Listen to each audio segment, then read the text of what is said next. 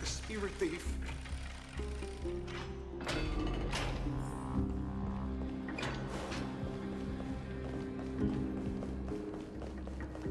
Let's go back for another soak.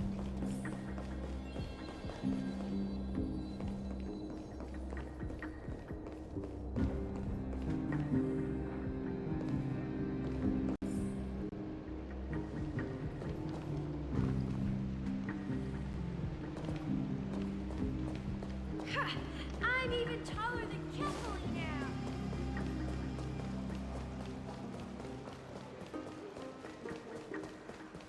Thank you for the food you give us, great Circes.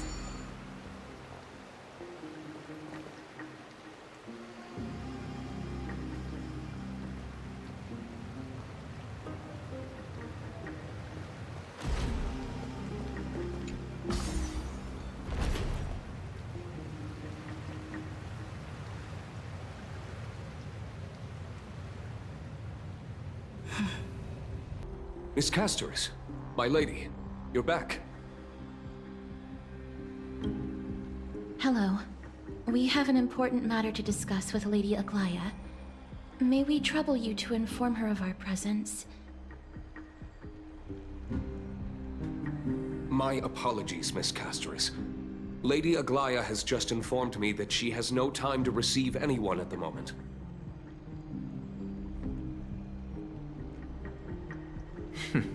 That's just great. She refuses to even see me. Answer me this, friend.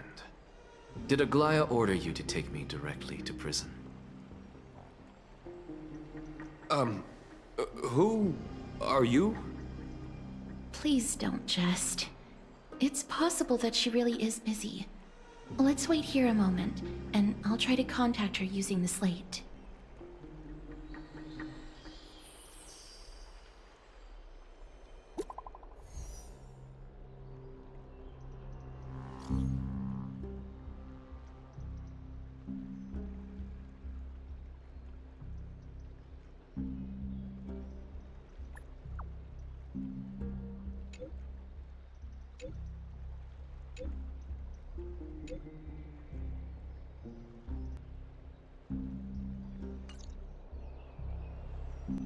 It's fortunate we don't have to confront that woman while I'm hauling around this sick body. Castoris, and this friend I haven't gotten the chance to know, I'll take my leave for today. That Titan made a myriad of adjustments on their own. My head still aches from that. I don't want to stay a second longer in this noisy city if I can. Please be careful. Akama isn't the Grove. This place... is covered by her golden threads. I know. That woman is extremely confident I won't escape her grasp. Don't worry.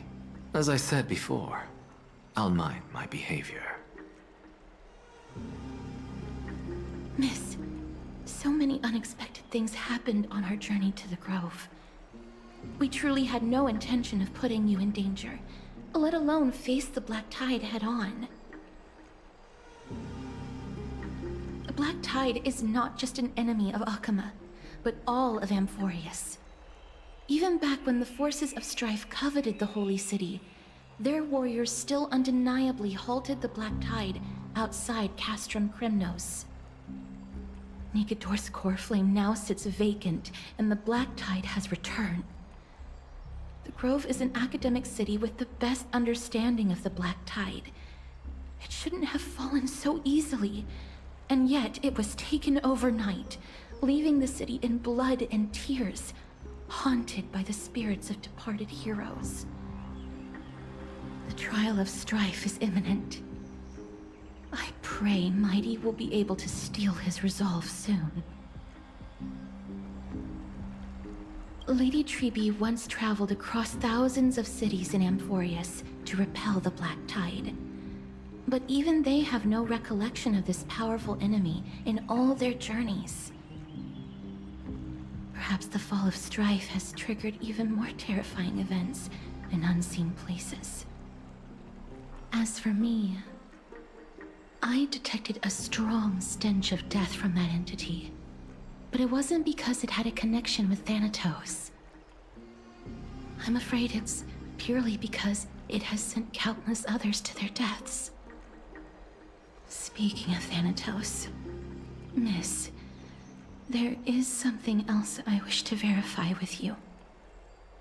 You must have an idea of the curse I bear by now. I was born as the shadow of death, a poison shunned by all living beings. Yet when you caught me in the grove, I'm curious why you weren't affected by my power, Miss.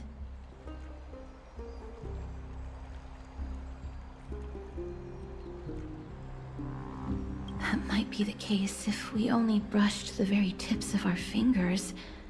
But back then... My apologies for the abrupt question. For all my life, I've always wondered, what is my connection to death? And why am I inextricably linked to Thanatos? Miss, you must be tired after being on the move these past few days. Please set aside the tragedy at the Grove for now, and rest for the day. Castris is right. I should get some rest. Mem is probably exhausted too. She hasn't made a peep. I wonder how Dan Heng has been holding up these past few days.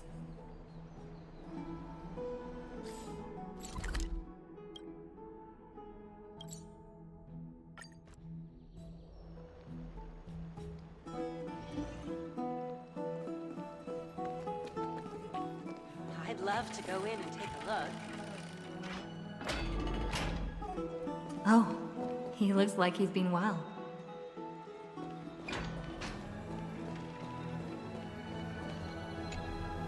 Ah, long time no see. I've heard about what happened from Finan. You've been through a lot.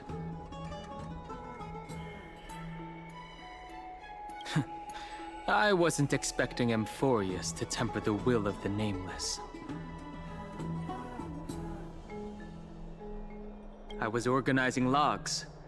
I also asked Hyacinth for some research material from the Grove. I discovered something interesting. Do you remember that Amphoreus' sky was sealed away by a Titan?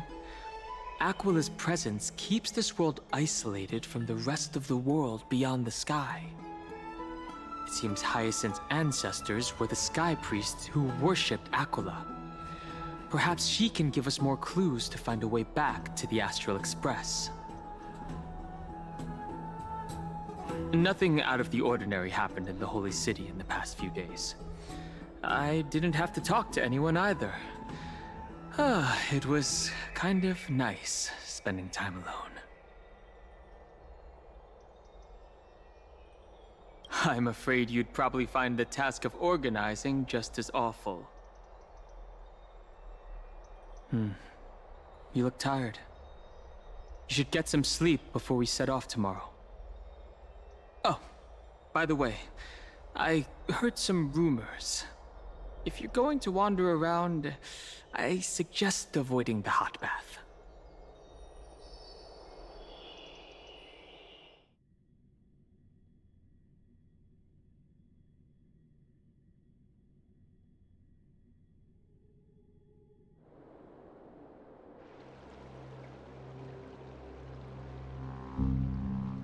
Trianne? What's wrong? Is there trouble at the Grove? Yes, I sensed something. It was fleeting, but very strong. It feels like they're in some big trouble. Trianne used the Century Gate again. Can you see what's actually happening? No, it's fuzzy like always. But the enemy's aura has disappeared. Maybe they've moved to a safe place? Let's hope that it's just a false alarm. We should place our trust in her and Castris, teacher. They will keep Trian safe. Peggy, you're talking like we are little kids. One day, Trian will reach her limit, and Trebi will take on the role of gatekeeper from her. We are all aware of that. I am just a little concerned about her state of mind. Trian was already unable to speak, even in short sentences when they left. We want to say a proper goodbye at the very least. I will pray with you. Thanks. And Aggie, it looks like we will need you to come with us to the baths this time to unwind. It feels like neither of us have laughed for a long while. It's time to head out with the west wind! All right.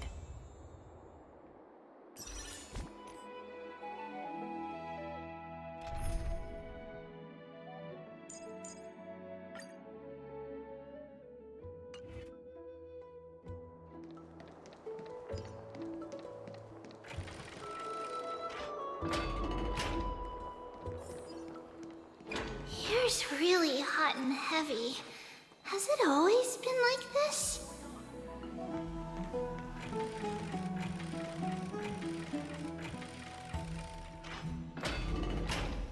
Is someone injured over there? Let's go. What happened here? Watch out! Watch out for the Kremnoan!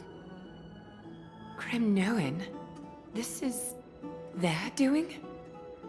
Aggie, now's not the time to dwell on that.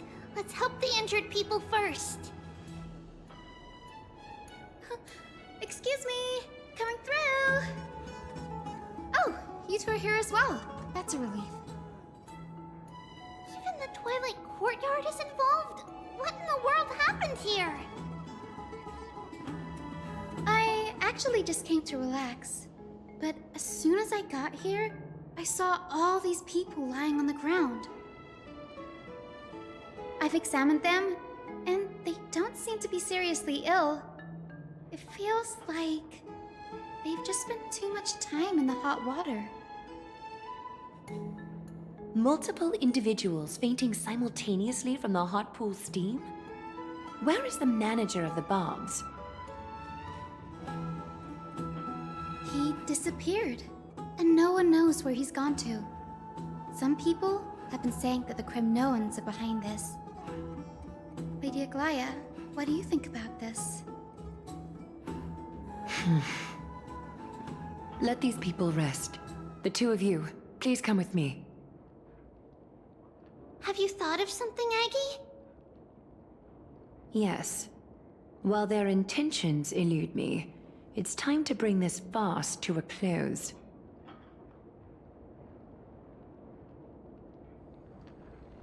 This is really bad.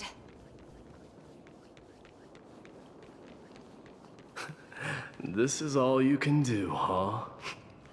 Pitiable deliverer.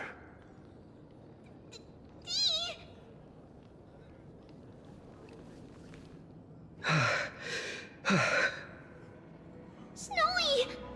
Even Snowy! The culprit. The culprit is Mightimos. Oh. Dee! What did you do to everybody? It's just another duel where I claimed victory. Duel? As I expected.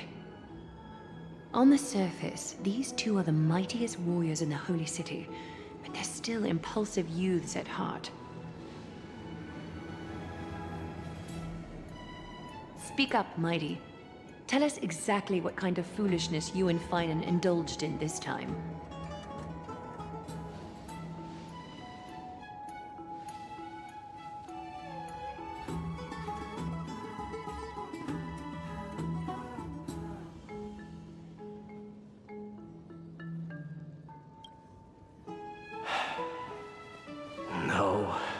those sound right.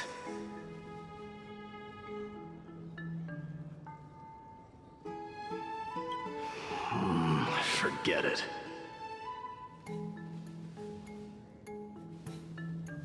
Am I seeing things? Is the magnificent deliverer finally deigning to step outside?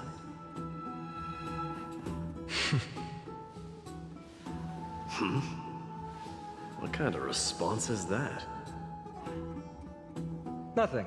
I was just imitating your usual response. I don't feel anything special from you. Have you passed the demigod trial? The ritual hasn't reopened yet. In case you forgot, it hasn't been that long since I pulled you out of the trial. I didn't forget. Then, you're welcome. In twilight's last gleam, Makima stands bold. Her walls sturdy, tales untold.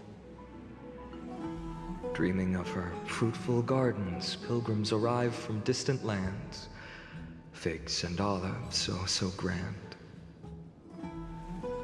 Yet little do they know that they will step into flames, fuel to the fire, a burning brand. What are you playing at this time? I just felt like reciting a few lines of poetry. Surely the Crown Prince of Kremnos knows how to appreciate poetry, right?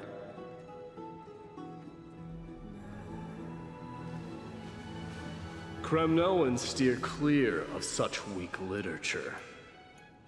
But my library doesn't lack collections of this kind. These lines express the poet's yearning for their home, just as Akama is distant from many people's homes. I know how to interpret poetry, Haikis. There's no point in pretending to be profound, my friend.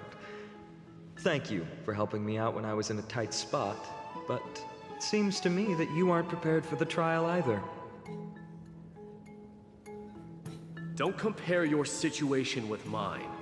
My people are still relying on me. I can't ascend to godhood on my own without first resolving their issues. So, are you suggesting that you, the mighty Mightimos, and the heir to the throne of Kremnos, wish to defy tradition that has endured among your people for millennia?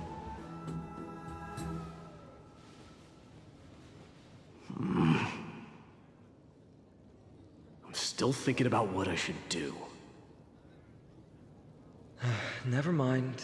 It's probably not my place to offer you counsel. An idea does strike me, though. Go ahead. Let's see what terrible ideas you've come up with this time. Maybe we both need to relieve some stress. Come, Mightimos, let's recommence our previous competition. This time, we'll see who can stay in the super hot bath for longer.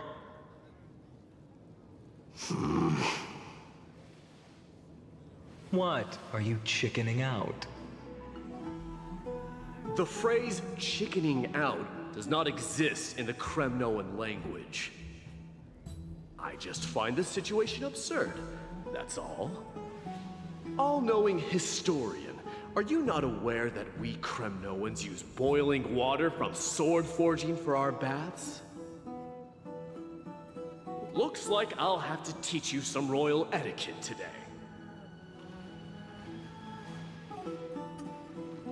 And thus, an unprecedented sauna battle commences! With unparalleled resolve, the two warriors' determination even alters the very hue of the steam. Flames intertwine with scalding vapor, reaching toward the heavens, shrouding the sky and the sun.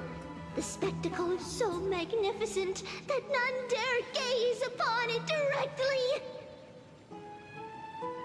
Since we can't see what's happening in the competition, Why don't I regale you with a tale of kings to pass the time?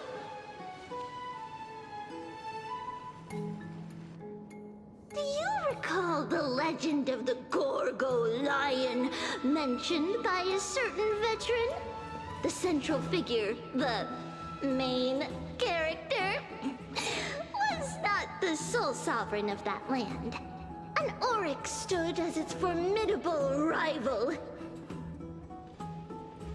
Long before the dawn of Era Chrysia, the two beasts started their timeless battle on the plains of Tritos. The lion regarded the Oryx as its food, while the Oryx perceived the lion as a scornful, oppressive, and challenging barrier that it swore to topple with its antlers. For tens of thousands of years, without respite, the two creatures thus continued their relentless pursuit and rivalry.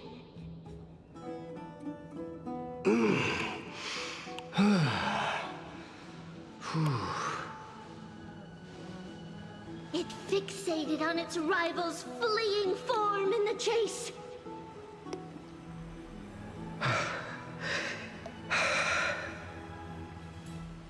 It set its sights on the other's neck, nearly within reach.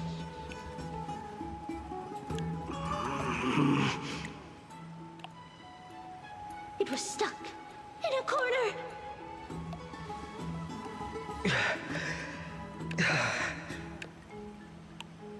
It had nowhere to escape.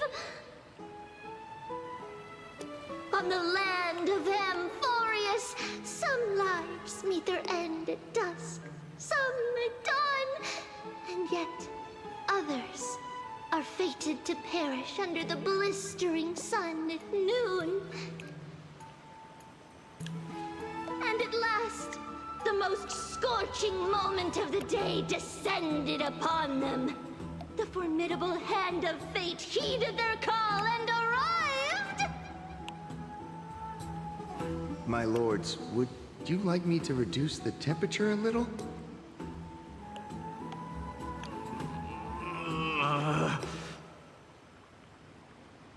What? You're chickening out already? Get lost. Are you asking me to get lost, or...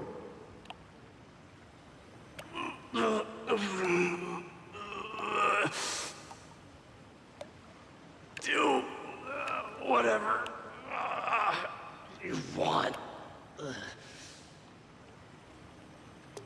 Oh, please forgive my presumptuousness, my lords.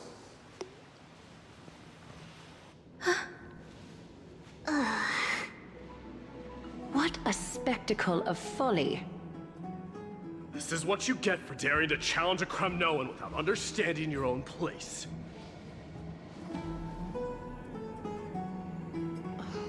What I'm saying is, your little game dragged down quite a few innocent souls alongside you. We will personally escort back home the customers left awestruck by our formidable presence.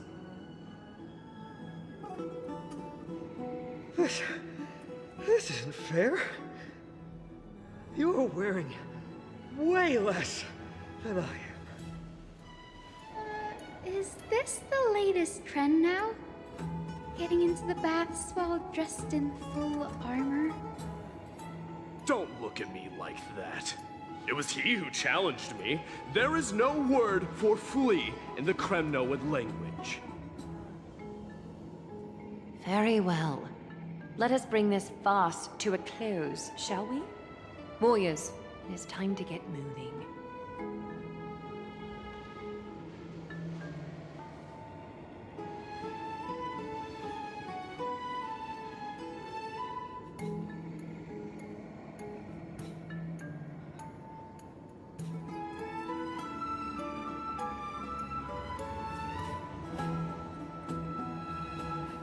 Alas, the Flame Chase journey is destined to be a lengthy one, replete with obstacles. But thanks to those two, all the gloom has vanished into thin air. Well, we just had quite the commotion. It's not every day we find the Marmoreal Palace this serene. Shall we continue with our previous plans? Hyacinth, would you care to join us? Such an empty bath is indeed a rare sight. I was looking forward to unwinding after work. I'd be delighted to accept your invitation, Lady Treeby. How about we go to the biggest bath?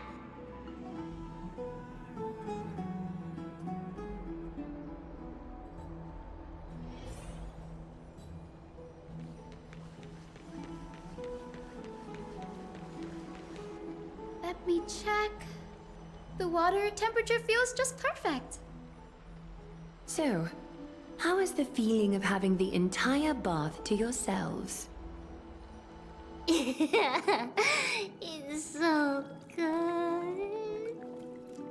But, Lady Treeby, aren't you going to soak in the bath with us?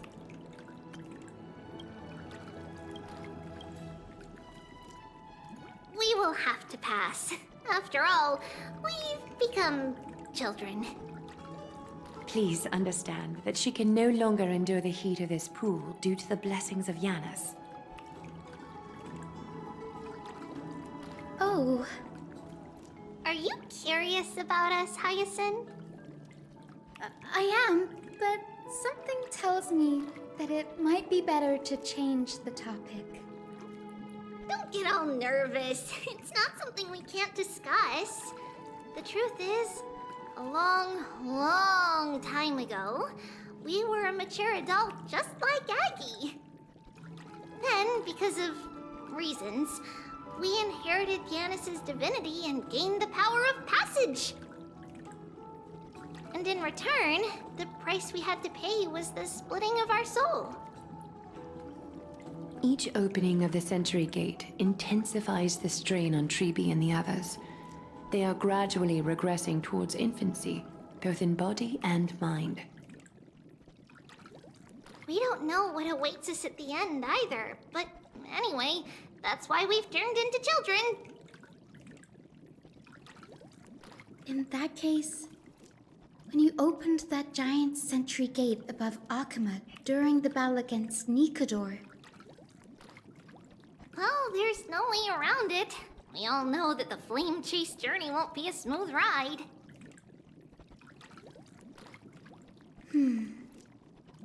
Maybe we can find a way to fix it. The primary research focus of Noosporists is the soul.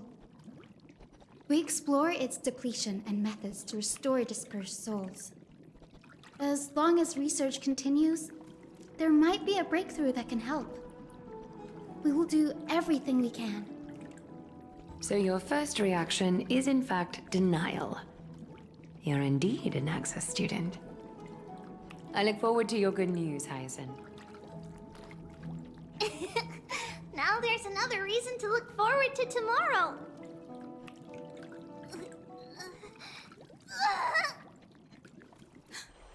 Lady Treeby, what's wrong? Something's off.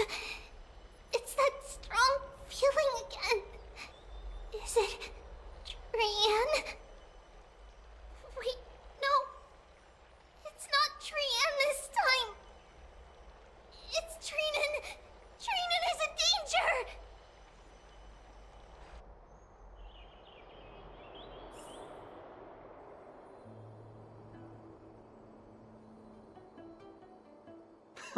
I win this round of escorting the bathers home. How does one contender alone make a valid competition? Offering a compliment or two wouldn't be the end of you, you know.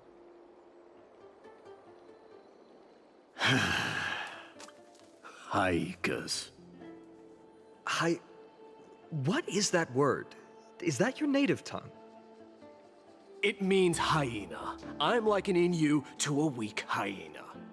By the way, you emphasize the completely wrong syllable. Though we've been acquainted for some time, I have rarely heard you talk in the ancient tongue of Kremnos. It's because I'm not exactly a master at it either. I can listen and read just fine, but when it comes to writing...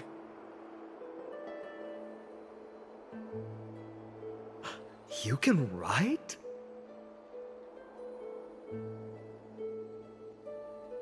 You speak as if you don't have a brain. That was in jest. I understand. After all, you spent all your childhood wandering far from home. Worry about yourself first, Deliverer. You also never mention your hometown, apart from when you need to introduce yourself.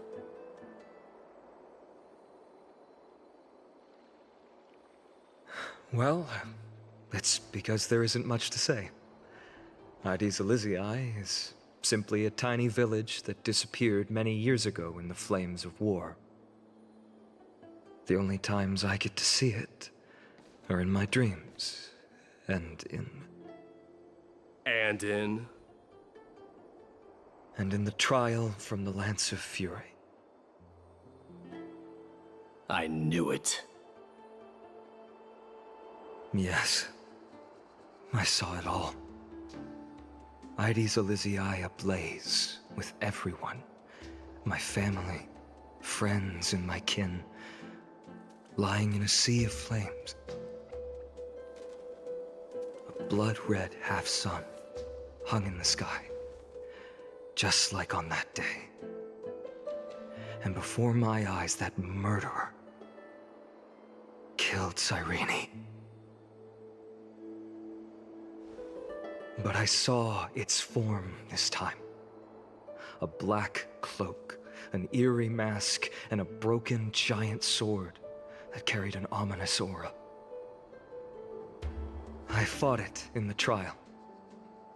But even though I've been fighting, improving, and resolutely getting stronger all this time, I still couldn't defeat it. You were blinded by hatred, and almost lost yourself in that trial. That's right. And that's why I am truly thankful to you, Marimos. You finally picked up some manners. Better late than never. Then what about you, Mighty? What did you see in that trial? What do you fear? There is no word for fear in the Kremnoan language. I'm getting the feeling that your language has no words at all. But to answer your question, I saw Akuma in the trial. As well as... my old comrades. Hephaestion. Perdiccas. Ionius. Ptolemy. And Possesta. Ever since I returned from the Sea of Souls, these five have been by my side. We faced life and death together during our days in exile. Those 10 years were arduous, yet filled with moments worth treasuring. Each night, we would gather by the campfire, savoring honey brews and singing our hearts out. The wind in the wilds of Amphoreus smelled like rust. Hephaestion would always tease me about adding goat milk to the honey brew, claiming I ruined the blood-red color of the drink. He had a scrawny figure, but was a relentless force on the battlefield, dispatching foes without so much as a blink. Perdiccas was an expert in concocting medicines, delving into all those strange folk remedies. Ionius was a swift runner, and our most reliable messenger. Ptolemy was a real bookworm, always spouting off in chapters and verses. When we left Kremnos, he made off with a stack of ancient tomes from the Grand Library. Not like it mattered, as my family owns the library. And then there was Possesta. He was the silent type, but a truly masterful musician. This is the first time I've heard you mention these 5. And their names. They died on the battlefield before the Kremnoan detachment managed to join Akuma.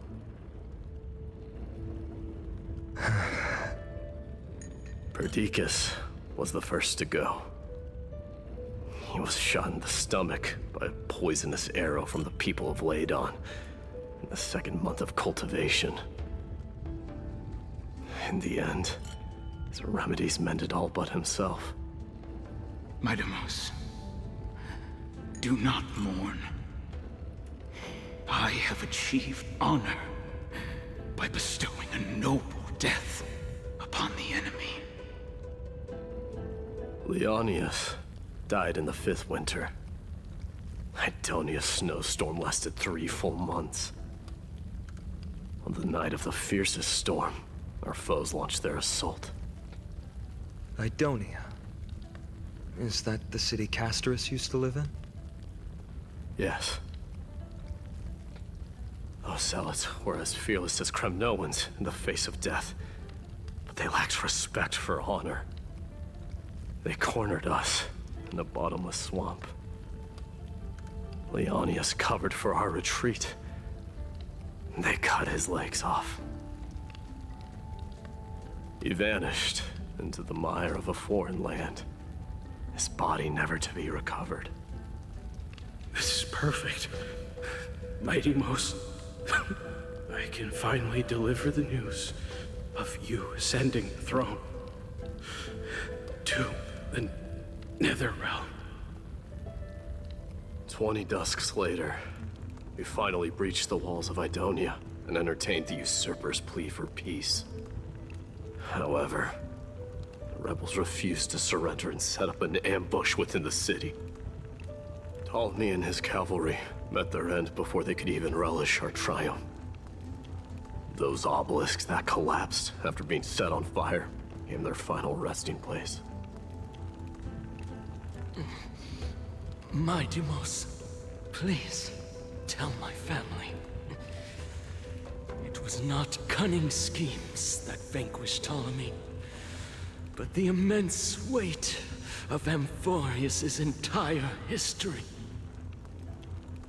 Then, it was Pacesta.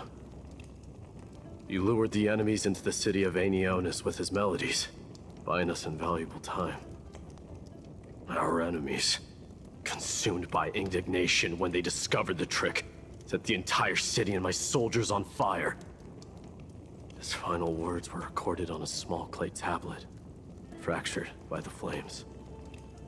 My Deimos, don the crown. And at last, my most trusted friend, Hephaestion. He was supposed to stand by my side through it all. But a sudden relapse of his illness hit him on the eve of my duel against my father. He hid his condition from me. By the time I returned victorious, he had but a breath left in him. A Kremnoan dying on a sickbed. I would be a laughingstock to everyone. Hephaestion, my dear friend, spare your strength. I'll go get a physician. No need. Even if Perdiccas were here, he couldn't stop destiny from taking me away. No! None can take you away.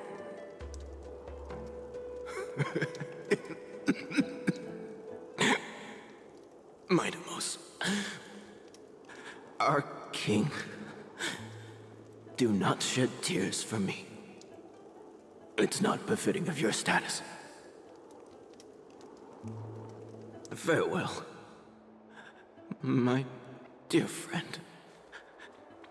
You must lead us back home.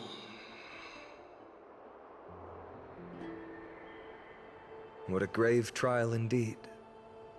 Now I understand why you see immortality as a defect, or even a curse. My father Threw me into the sea of souls to break the wheel of karma. But little did he realize it would grant me an immortal body and summon a fated revenge on his head. Following his demise, I considered leading my people back to our homeland. Kremnos had already turned it into a wasteland. Only darkness and insanity thrived there. Against the dissent of many, Krateros included, I made the Kremnoan detachment stay in Akama. But I know that their glory will never be doused out. The instant of strife shall inevitably arrive. If you take over Nikador, then you must begin the journey back to your homeland. So, you hesitate because you think leaving your people in the Holy City is a better choice?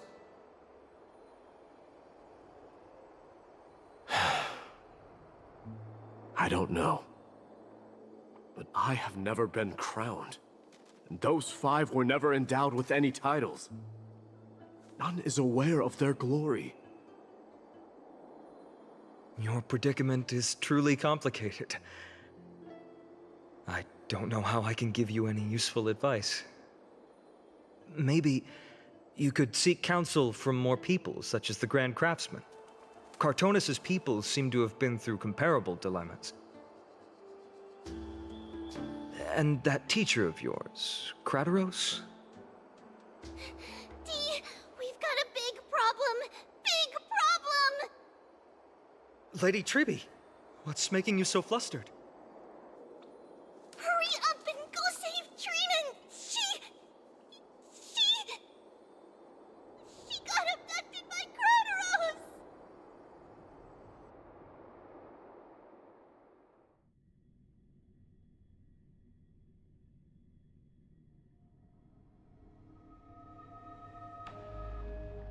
Krateros! What's going on? Mighty-Mos. It seems I was the one who exposed my vulnerabilities first. Aglaya, I demand an explanation. This man abducted Trinan by force, and forced her to bring him to the Vortex of Genesis. He then brazenly stepped into the trial of the Lance of Fury, and naturally failed. Is she telling the truth? Why did you do that? Because I don't want to wait anymore. Your hesitation made me desperate. If you want to run away from your destiny to become king, then keep running. Someone will eventually stand up and fill in the gap left by strife. Then they will lead our people home. Age has blinded you, teacher. Can't you see that I'm hesitating because of this very recklessness seared into your blood? Krateros, do you truly believe you're worthy of entering the trial? To blaspheme against the prophecy? Does the mission we Chrysos heirs bear seem like child's play to you? Do you know how the Kremnoans see you, Aglaya? You're a hypocrite and a megalomaniac. The prophecy of Genesis and the Flame Chase journey are just excuses for you to seize power. Silence, Krateros. Do you even know what you're saying? Are you defending this woman, Mighty-Mos? How many wars did people start because of her and her so-called prophecy? How many cities fell in the past millennium? Their people massacring each other. Even if this so-called Genesis really exists, will there be a place for the Kremnoans in that new world?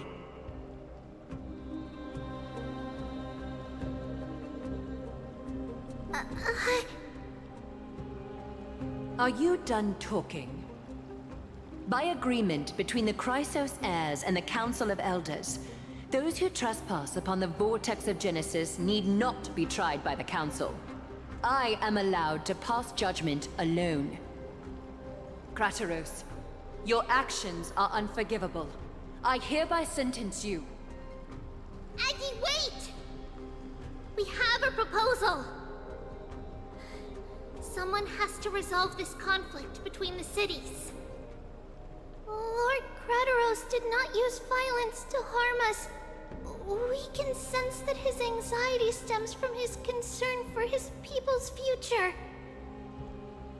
Please, Aglaya, hear us out first. I'm listening. I'm sorry, Lord Krateros. We were so preoccupied with deciphering the fragments of prophecy that we neglected those of you not favored by its message. Your accusations were harsh, but justified. We wish to earn your trust, and those of the Kremnoans. I think the best way to do that is to take you to witness the source of the prophecy for yourself. How are you going to show me something that has no form? You've heard about that Outlander, right? She has somehow made a connection with Orynyx and can completely replicate scenes from the past. We will ask for her aid. Tomorrow, at the Abyss of Fate in the Temple of Yanisopolis, we will show you everything from that distant memory, Krateros. A fair proposal. I accept. Until then, you will be stripped of your freedom. That is my one condition, and I will brook no argument. It is not the first time I've been made someone else's prisoner. Do as you please, demigod. Teacher, why did you do this?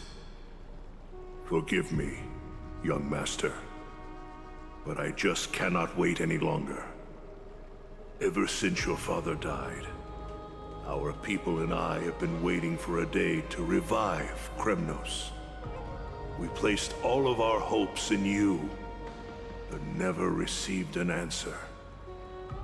This obsession for returning home has become a sickness for our people. Wise as you are, I refuse to believe that you can't see the truth. You have a clear head, which is why you're also incomparably alone. A smart person can only choose to tangle himself with the mundane of this world.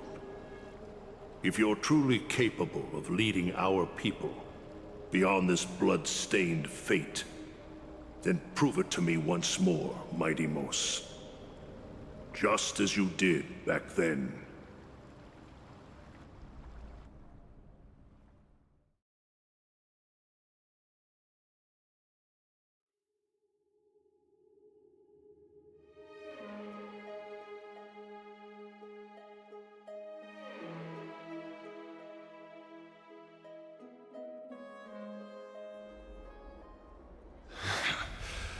Fierce fighter. I did not expect such heroism from a feeble Akaman. Fulfill your duty as the victor, warrior, and tell me your name. I seek an honorable death from you. As if you have any honor! Listen closely. I am the leader of the Kremnoan detachment, Mighty Mos. I'm here to finish you, Father.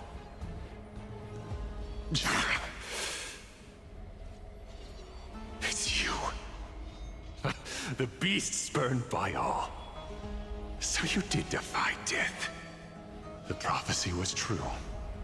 You will bring an end to my Kremnoan dynasty. Defy? You're wrong. Death fears me. It's the reason I have this body of steel. As for you, you already stand at death's door, Father. You were the one who threw me into the Sea of Souls. The one who tried in vain to enslave a Titan.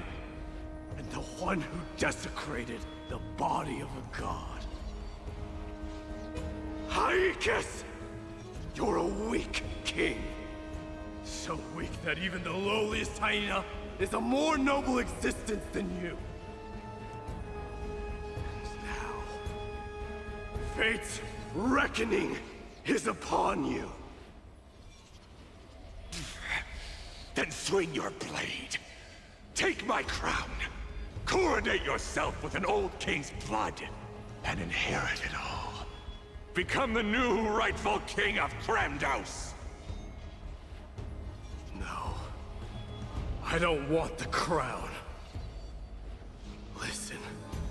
If there's only one end for the kings of Kremnos, then the crown means nothing to me.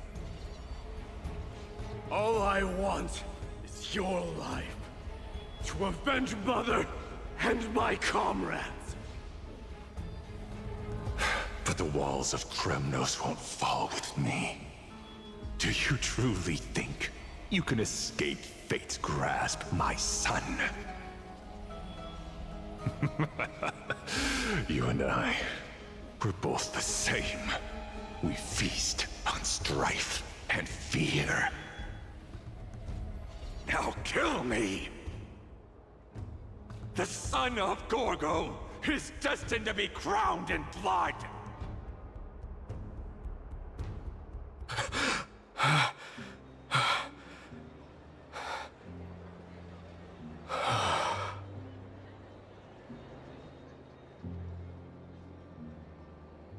Kratos. He said the Grand Craftsman Cartonus might have some suggestions. Might as well go see him. Grand Craftsman, how have you been? King of Kremnos it is. That you would come, I knew. You knew I was coming? Your matters, I've heard. The path forward you seek. Many questions you have. But before that, take this. What's this? A signet ring. For the King of Kremnos. Belonged to your mother. Recast and restore it. I did. What? Mother threw it into the Sea of Souls. A long time to fish out it took. Very fortunate we were. I can hardly imagine how much patience and courage it must have taken to find such a small signet ring in the Sea of Souls. I owe you one. Gratitude there is no need for. Repayment for saving me, this is. Questions you bring with you? Ask, now. Fate I've always denied. It's finally caught up to me. By all rights, I should accept Strife's authority. It would make everyone happy. The Chrysos heirs, the Council of Elders, the Kremnoans. Even the bards who will write it all into song. Yet hesitate still you do. Hesitate, why do you, young king? Because of my people. Be they men, women, the elderly or children. The hearts of all Kremnoans yearn for home. They've all been waiting for this day. For the day their king returns. Children of Strife would then be able to go home and embrace the old traditions. Never mind that most of them have only ever been heard in these so-called traditions in song. They would then gather around their king and throw themselves into battle. This is not a good thing, you believe. The Kremnoans have been trapped in a cycle of bloodshed for the past 1,000 years. They seek vengeance, start wars, become prosperous, and decline. How much innocent blood flowed into the River of Souls in all those years? How many needless sacrifices could we have avoided? If I accept that fate and become the totem of strife, that lead my people into repeating the same mistakes, then of course I would be terrified. I'd be terrified of becoming king.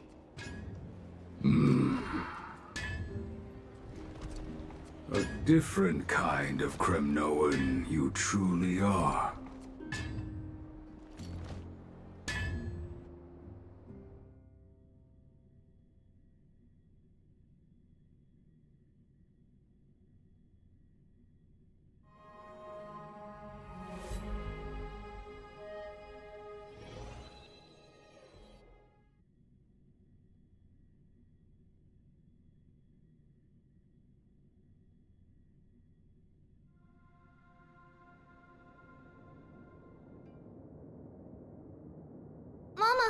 Mama, I had a dream last night. Oh. Now what did you dream about, my darling Treebios? I had a dream that I turned into many me's. Then we made the moon into a ship and made the stars into our sails. Then we floated on the ocean and let the wind blow us in any direction it wanted. Well, that sounds like a lovely dream. Yeah!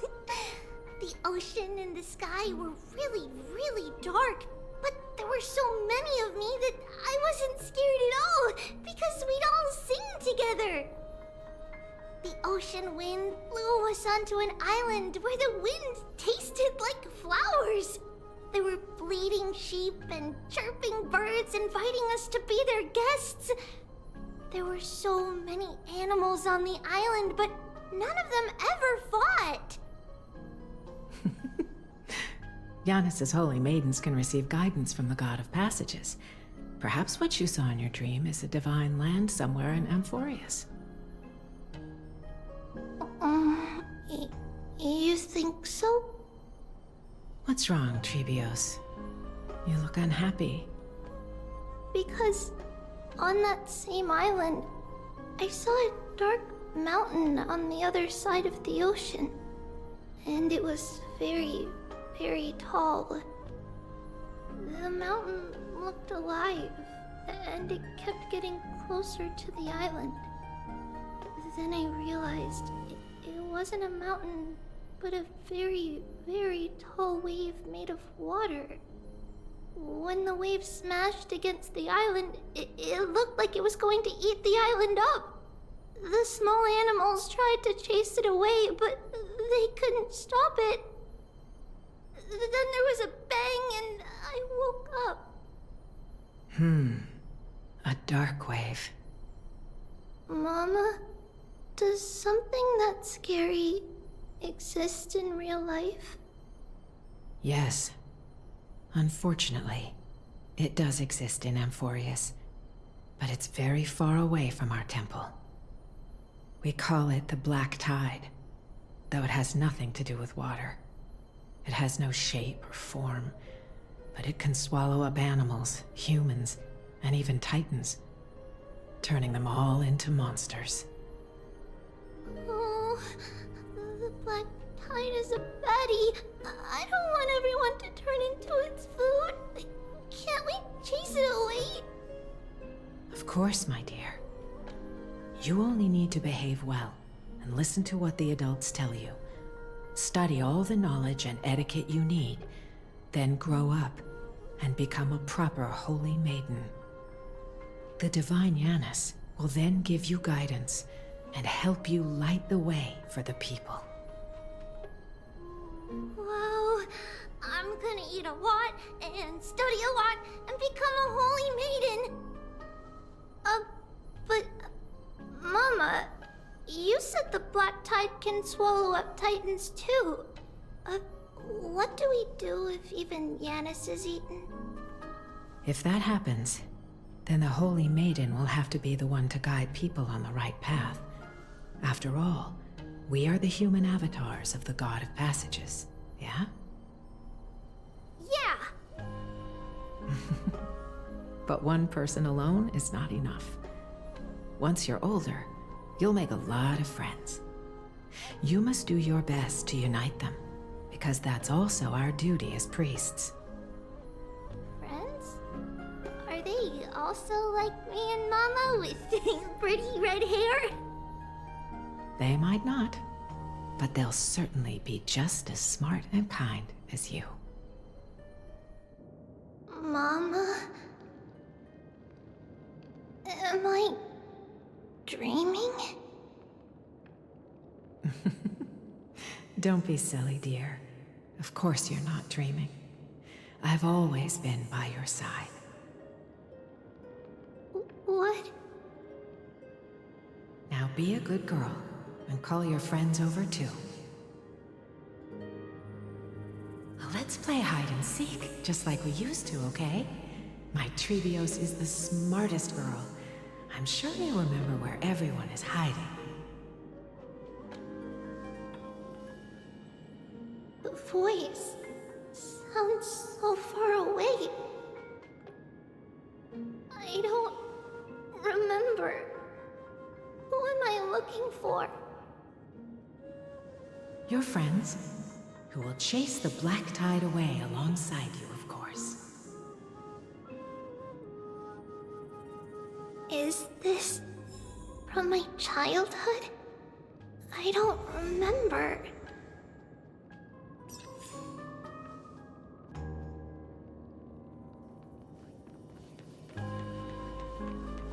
That chest! You can't lock me away! It's packed full. Mama must have left all of these for me. All the words are blurred out. Could it be that my memory is fading?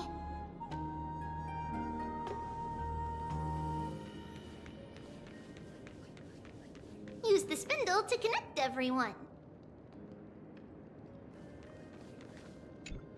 I used to sit here and listen to Mama tell stories. Oh, how I wish to see you again, Mama.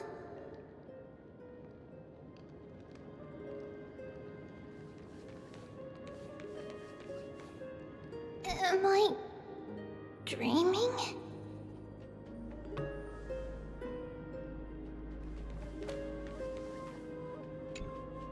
There will be an amazing captain on that big ship.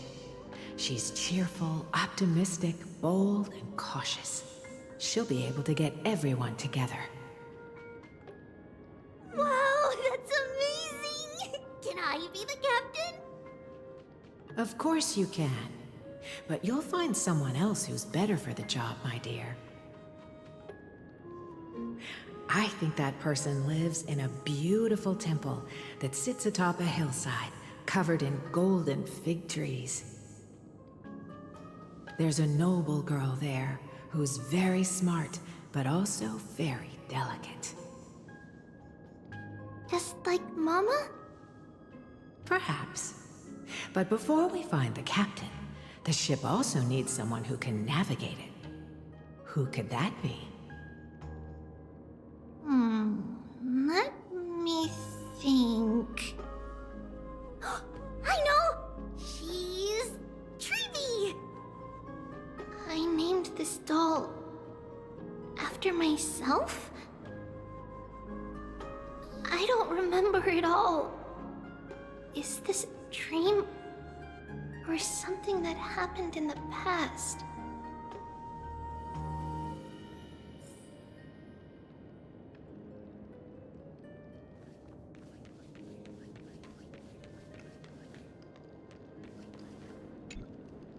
Huh?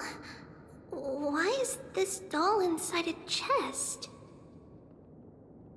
It's holding a sword.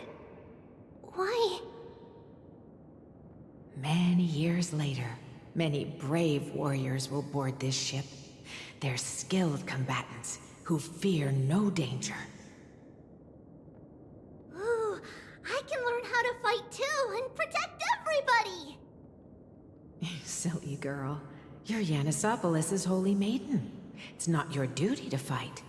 There will be many others to protect you. Alright. Then where will they come from? I believe one warrior hails from a lovely village where bulrushes flourish, while another comes from a magnificent royal city. Though each has their own troubles, both are ready to lend their strength for the ship's long voyage. In that case, let Trian fight by their side!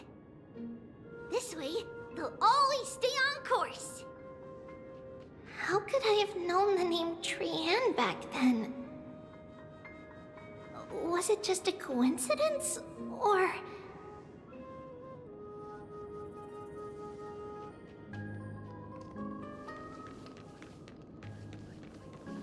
Learning can change your destiny! A blackboard? And what is that drawing? Doesn't ring a bell at all. Perhaps it's just a childhood doodle.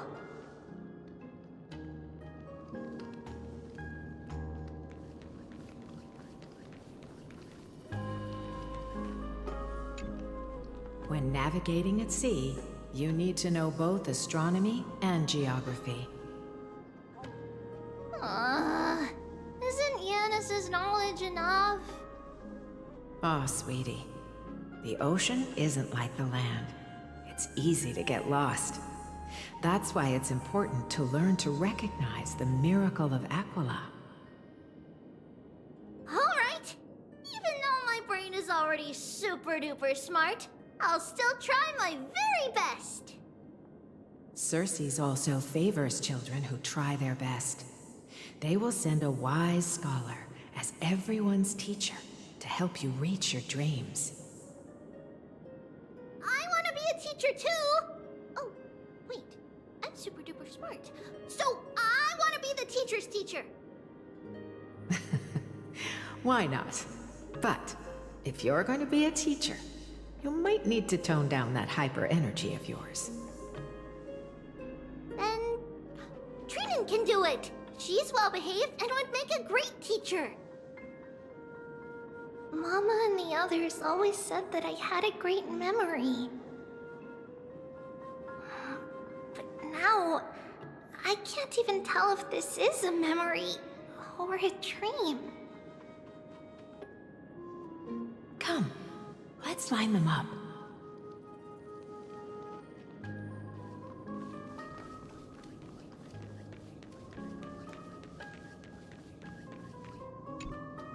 Now, Trebios, set them on this music box and let them compose a melody for our song. Music box? What's that? Sweetheart, are you still groggy from your nap? You invented it. I invented it? What does it do?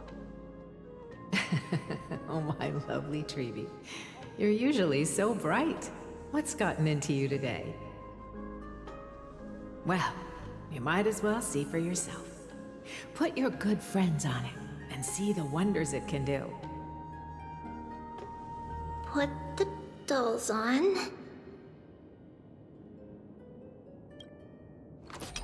It's rotating, and I can hear something. That's right. It's a music box. If you place the dolls in the right spots, it will start rotating and play beautiful music. Out of all your inventions, this one is my favorite.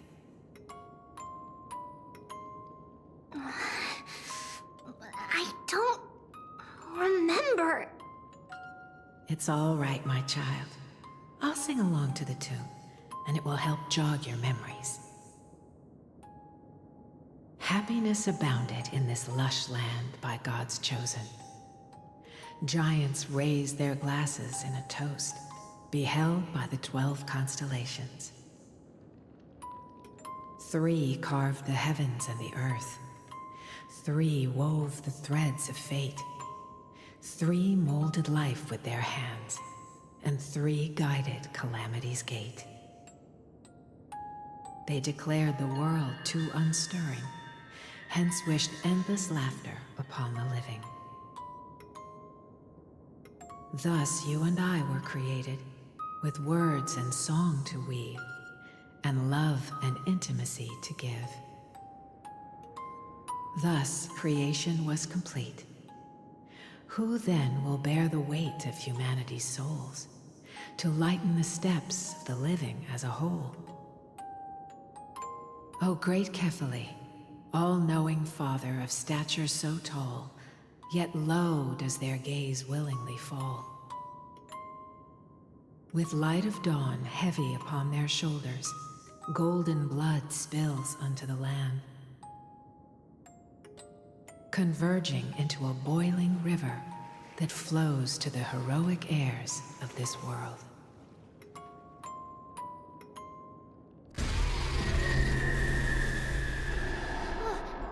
What's going on?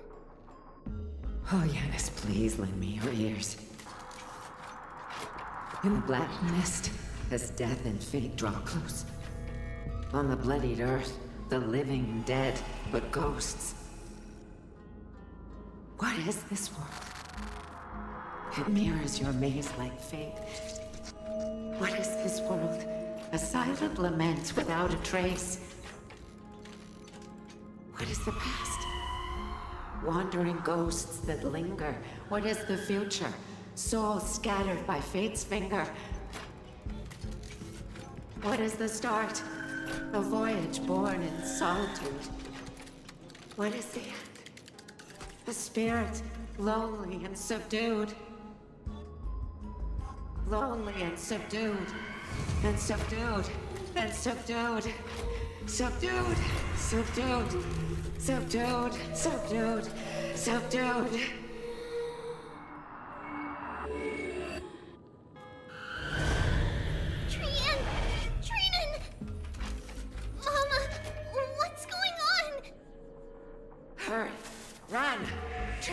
Run! The black tide has arrived!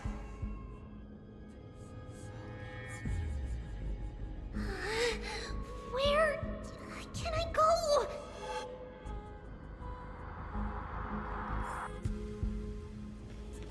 What's this?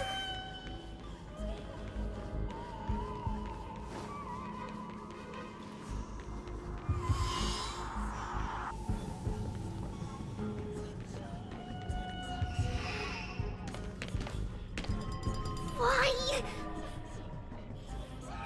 Are there souls everywhere? This is the sacrifice of a holy maiden. You won't make it to the end. Only one person can. I know! It's fine if we can't reach the end. Our minds are made up. Go. Bid your farewells, Trailblazer. Time is running out.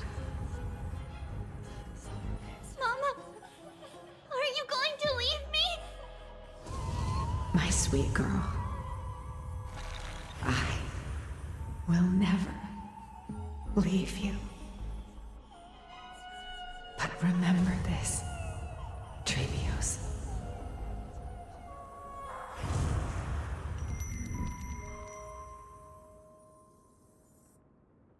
All shall bid farewell to one, and that person alone will witness the miracle. Since your mind is made up, then traverse the black tide and dispel the fog for Amphoreus. I shall see you tomorrow, my dearest Trevius.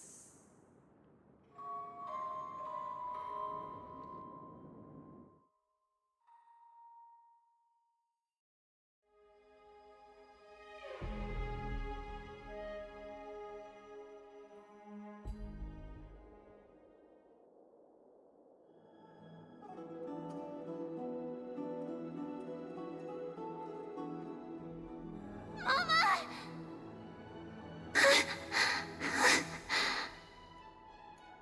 Are we still in a dream? Did you have a nightmare? Maybe. But it's been a long time since we had any dreams. It's not yet the entry hour. You still have plenty of time to rest. No. Our heart is still racing. It must be that reckless Kremnoan soldier who startled Trinan, and you as well. If you want, I can pierce through his chest with the golden thread right now. Aggie, cut it out with the scary talk. I'm just kidding. If I were serious, I wouldn't have waited until now.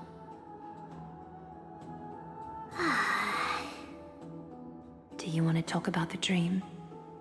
Keeping it bottled up is not good for your health. We had a dream about Mama.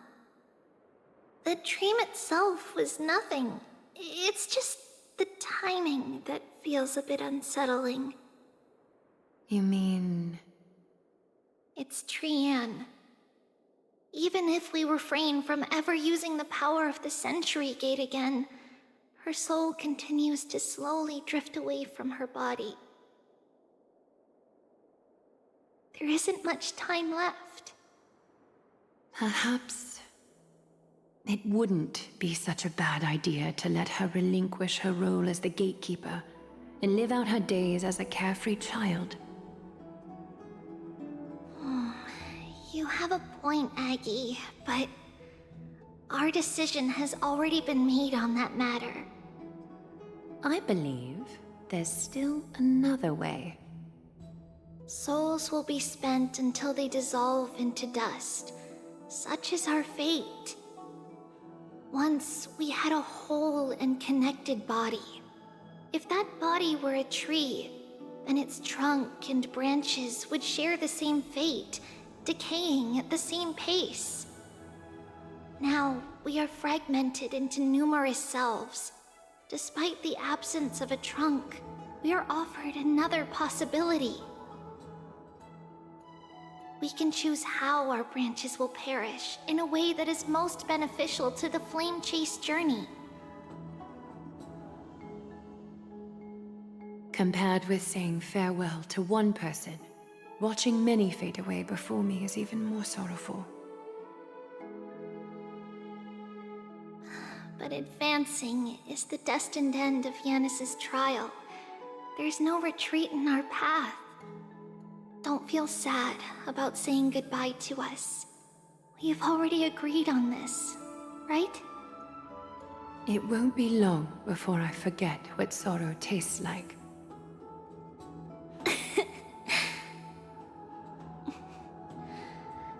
So, what would you like for breakfast, Aggie? What? Where did that come from? After all this talking, we are feeling a bit hungry. Plus, it's nearly the entry hour now. Do you remember when we first met, Aggie? You were still a little one, and we caught you secretly eating oatmeal late at night. While my emotions might be fading, those memories are still as vivid as ever, teacher. Please, let me do it.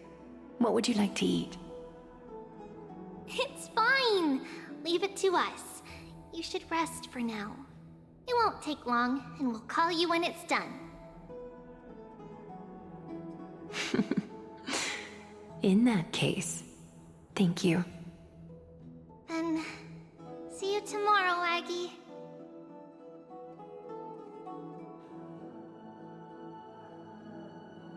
Nevertheless, that nightmare is ominous. Memories are slipping away, even the image of Mama.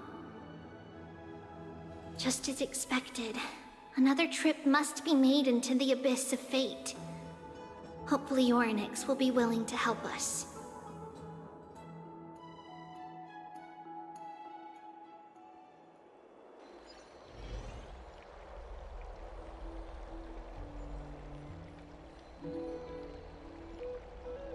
Long time no see, Professor Anaxa. Who are you? It's been a while. I'm the one who once overthrew the entire classroom in that spiritual physics lecture. Oh, it's you. No way. Do you really still remember that, Professor? I remember that glib tongue of yours. What brings you here? Surely you're not here to reminisce. You could tell. Of course. You only beat around the bush when you have a hidden agenda. That's not true. I'm here to seek enlightenment, as always. Could you please teach me everything you know about the black-robed swordmaster? Rumors sure travel fast. Unfortunately, I too know nothing about it. I can only tell you that it is clad in a black robe and wields a greatsword. At least, it looks like a greatsword. It's shaped like a twisted half-sun, and a peculiar dagger resembling a crescent moon. By the way, take this with you. I got it from the sneak attack. It's yours now. I was right. It is this thing. The one who torched Aedes Elysiae to the ground. And killed everyone. Don't try to be a hero. No one in Akama stands a chance against that thing right now. Is that what the Titan said as well? Not at first. But the god relented after having had a taste of its power. Even with the god possessing me, I couldn't fight against that blade. That incredible power doesn't seem to be granted by any Titan. Are you suggesting that it originates from beyond Amphoreus? It's possible. Much like the Black Tide, no? Nonetheless, it's an enemy we must overcome. We? Drop the pipe dream, Phainon. No one wants to see you fall by their blade. Their mere presence will endanger the Holy City and the Flame Chase. You know that I don't believe in... You don't believe in the so-called prophecy, I know. However, I'm here to seek your assistance, not at the request of Aglaya or Tribi. I just want to eliminate a threat to the city I pledged to protect. That's all. The tragedy at the Grove must never happen again.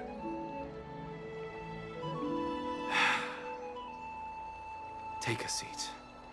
Since you are sincerely seeking enlightenment, I suppose I can tell you one more thing.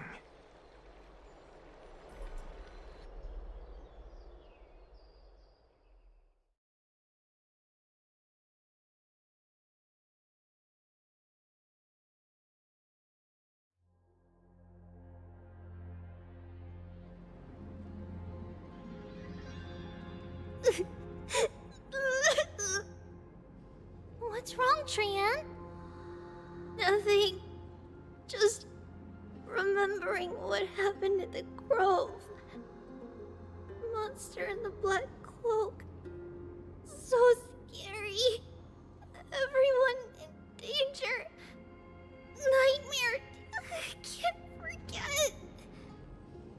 Don't are no bad guys here. Didn't you save everyone with the Century Gate, Trian? Trian threw it away. Far, far away. It's never coming back. We got back safe from the Grove because of you, Trian. You're the reason the Flame Chase journey can continue. Sorry. Trian feels a bit dizzy. Why are we here again? For the same thing, of course. Remember? Tomorrow we will reveal the prophecies past to everyone. But first, we need to restore the memories that have been blurred by the fragmentation. We hope to present the full truth to everyone, without hiding anything.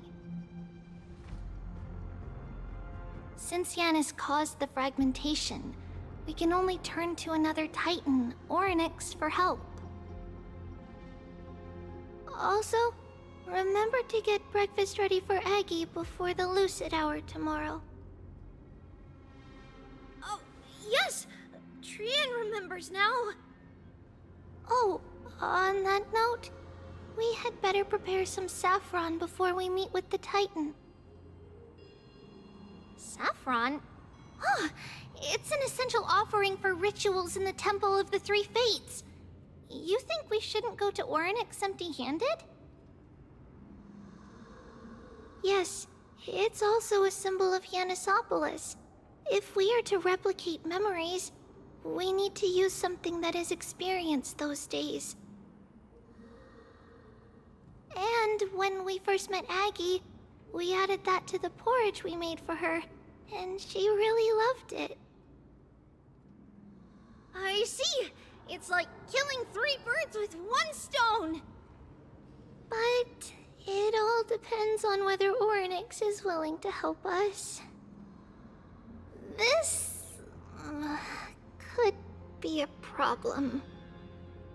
After all, it was us who took the core flame from Yanis, from Orynyx's kin.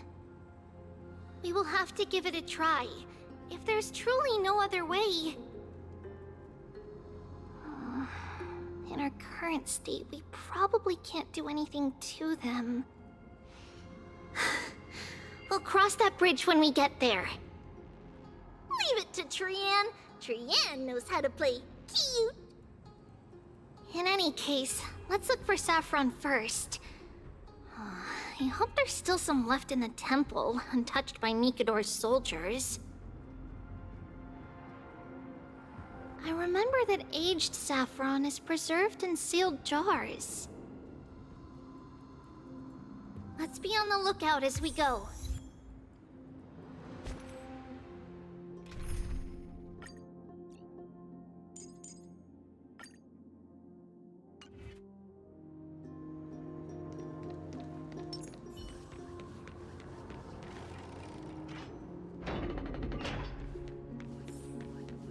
It's a dead end ahead. Turn back, teacher.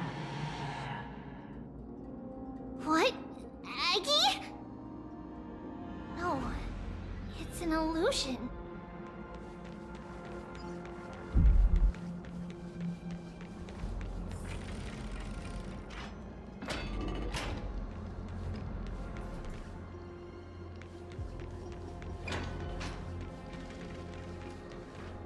Wow, this room is huge! Trinan, did you? Yeah, I saw it. Was that a warning from Orynyx? What are you two whispering about? Treeby? Trinan? Trian can't even hear our own telecommunication. Well, never mind. Trian suddenly feels like this place is quite familiar. Oh, there's a whiff of safari in this room! It's right over there! Over here! Follow Trian!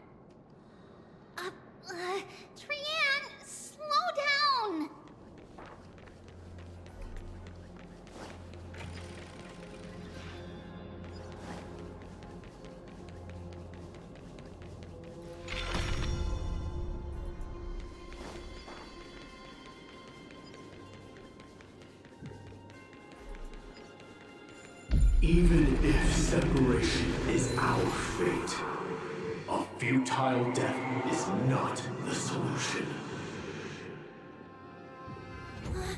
It appeared again!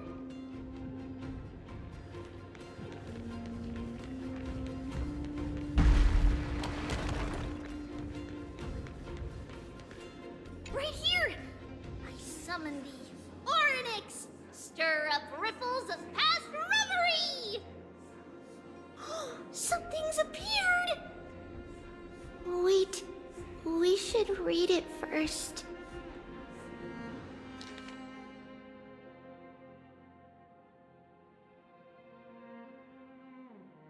Wait, this is a letter? It mentions something about Saffron and Treebios? Isn't that name... Never mind that for now. Why is this letter here? And how did Trian sense it? Could it be... our lost memories? Is it possible that we were already noticed by Orynyx and entered their trial? But why haven't they said a word? Orynyx has the whims of a child. Perhaps they're toying with us on purpose. Come on, this isn't the right time to be playing games.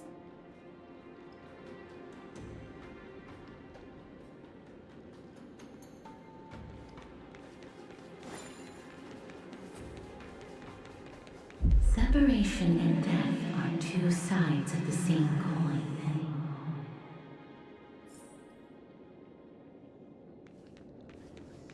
Reconciliation doesn't come easily for a mortal. Are these visions also fragments of the past?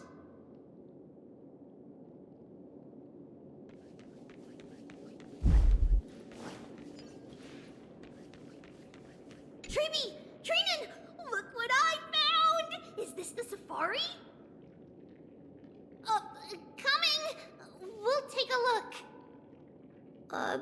But Trian, there's nothing in here. What?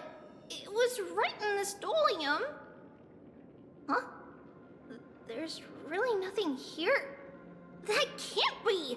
I swear I saw it! I swear! Trian is telling the truth. It was right there. Where did it go? Trinan, Treeby, why aren't you saying anything? Trian can't seem to hear you at all. We were just lost in our thoughts. Don't worry, Trian. What you saw was likely, Yana's hair. We must have startled it away. Okay. Could Orynyx be trying to make us falter? But why would they do that? Something feels off. Treeby, don't you think this temple is a little too quiet? What do you mean? It might just be an illusion, but Trinan wonders, is Orynyx really putting us through a trial?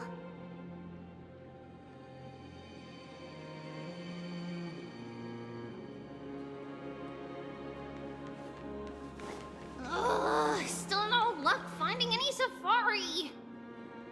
I suppose we can do without it. Let's try to convince Orynyx. At least they didn't toss us out straight away.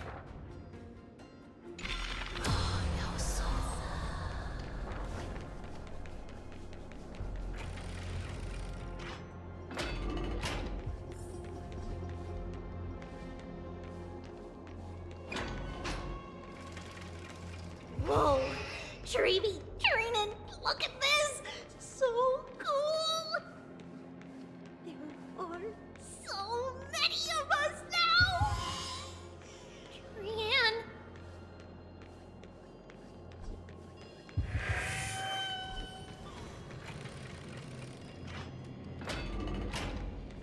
It's really quiet in here. Do all Titans live in dark places like this?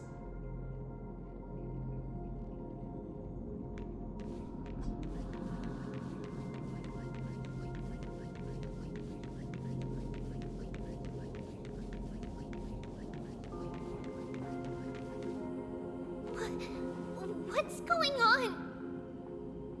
Oryx disappeared?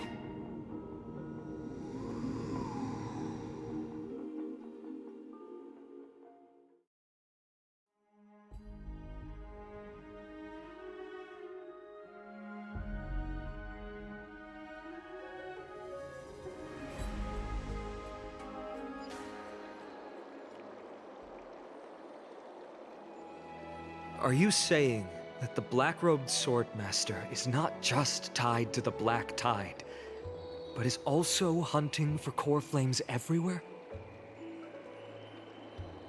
This is the most plausible possibility. First, it has a vessel that can hold core flames. Second, I'm one of its targets. Let's start with the first premise. Its peculiar ceremonial blade can interact with a core flame, as evidenced by the pull I felt when it stabbed into my chest. I hypothesized that the blade can sense, absorb, or even retain core flames. The second premise is even more explicit.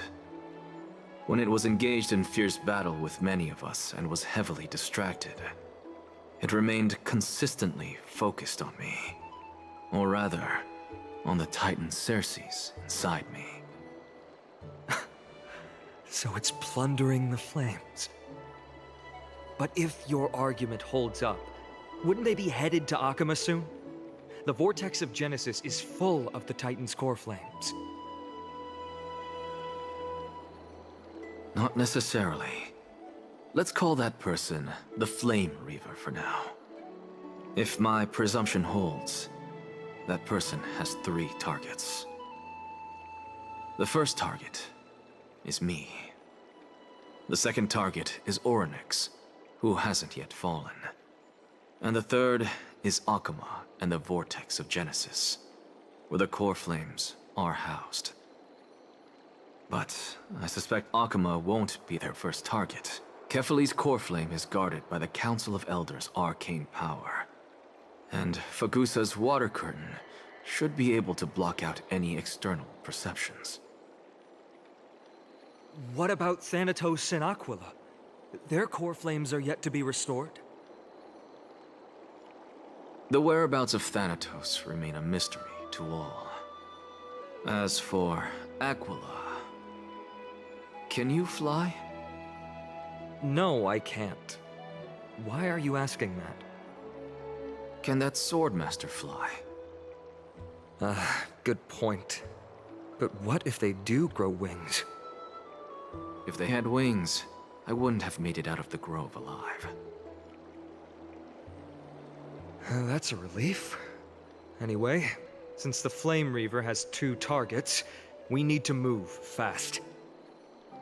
With the distances between Akama, the grove, and these potential targets, I believe we should bolster our defenses and... Bad news, Finan. Treepy is missing. The last time the 3 of them were seen was in... the Abyss of Fate.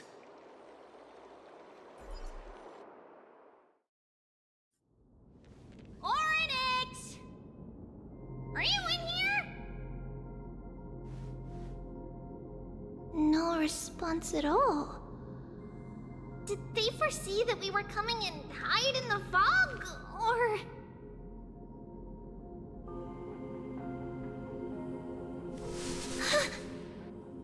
Treeby, we should leave. This temple has other people in it. What?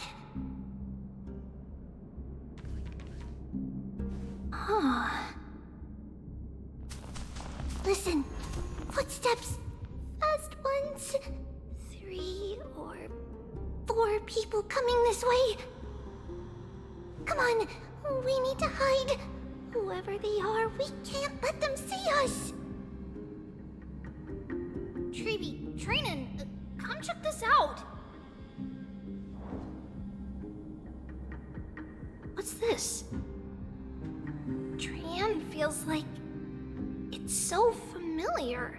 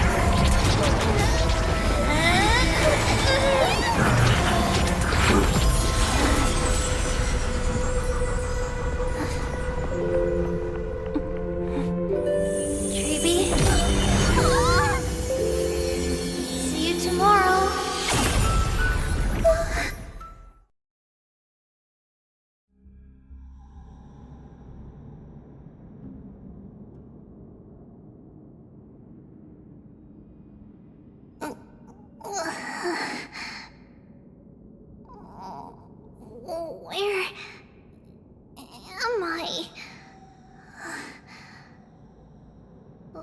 Little Gray? Snowy? And...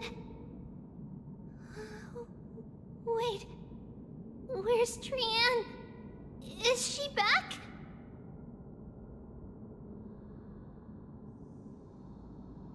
We only saw the 2 of you collapsed on the side of the road when we arrived. Danny and I looked around, but we couldn't find any traces of Lady Trian.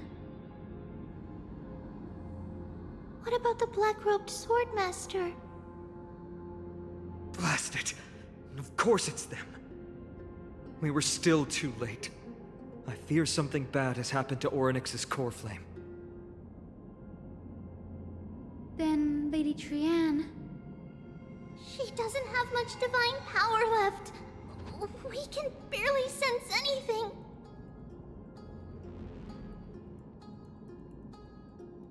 That you're both safe is already a blessing. Everyone, we must take action now. We should split into 2 groups. One group will stay in the Abyss and meet up with Aglaya's reinforcements, then search for Trian's whereabouts. The other group will come with me to pursue the black-robed swordmaster and recover the core flame. Do you know where it's headed? I didn't get to tell you this before, but Anaxa and I already have our misgivings about the Black Tide, so we've made preparations. I'll tell you the details as we move. Opportunities are fleeting on the battlefield. We should hurry.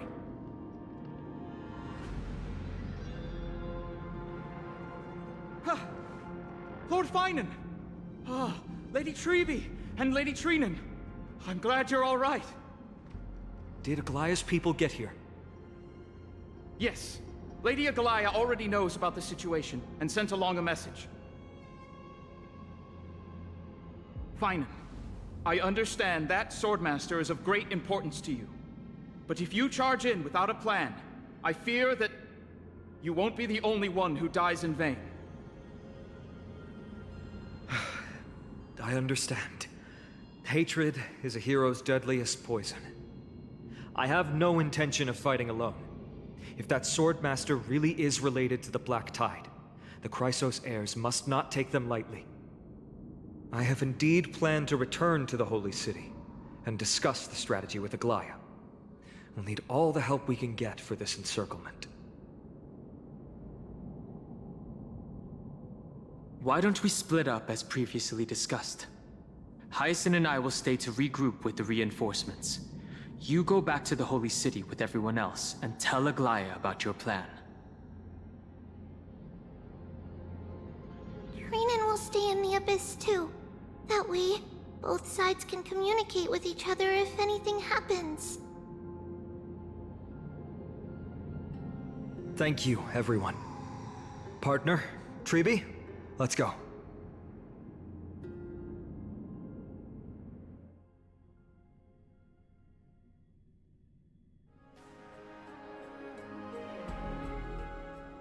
We're back, Aglaya. You should have come to me first, Finan. Aggie, there's no need to scold Snowy. Akuma is currently in grave danger. I know. It's beyond my imagination that the only two titans humankind can still rely on fell in such quick succession. I've never seen the golden thread pulled this taut, as if it could snap at any moment. Finan, tell us your plan. Time is of the essence.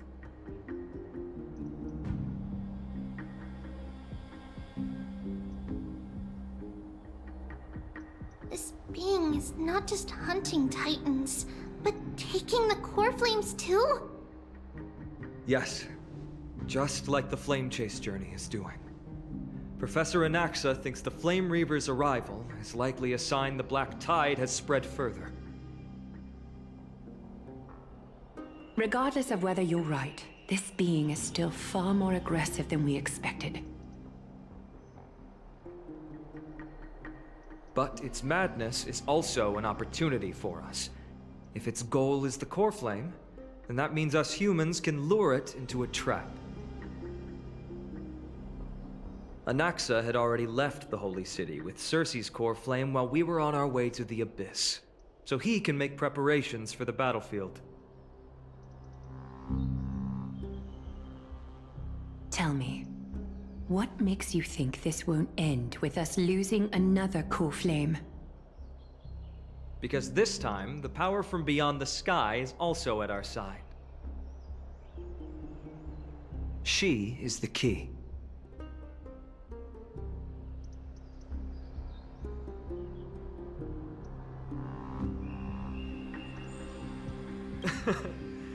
We need your other companion, too. Ma'am, do you mean me? I see. Finan, that battlefield you mentioned, is it Castrum Kremnos? Yes. I'm sure everyone remembers the astonishing miracle our partner here performed with her companion during the battle with Nikador, and how they awakened Castrum Kremnos' past. That will be the key to our victory. We will use Orynyx's power to once again open a passage to the past and lure our enemy inside. Then, we'll seal the Flame Reaver in the maze of time. Impressive. Orynyx has fallen, and Yanis's divine power already belongs to Akuma. Once we take back the core flame, the Swordmaster will have no means of escape. It's very clever, using the element of surprise instead of brute strength. Can you do it, little one?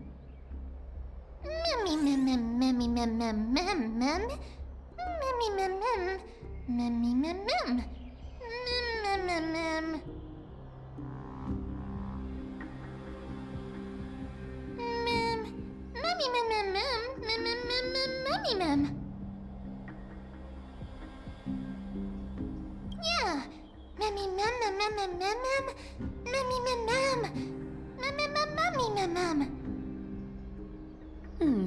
Such enthusiasm.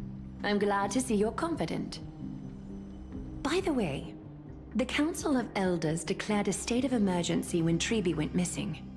Kynus and her following have heard tell of the incident at the Grove, and are galvanizing support in secret. I fear she'll make her move before the next assembly of the citizens. What are they plotting? That short-sighted politician likely believes the Chrysos heirs have outlived their usefulness, and is making preparations for her next step. That ugly side of humanity is something we'll have to deal with eventually. But that's a problem for another day. I've sent Castorus ahead to the Council with a message. She should be able to keep the situation under control for the time being.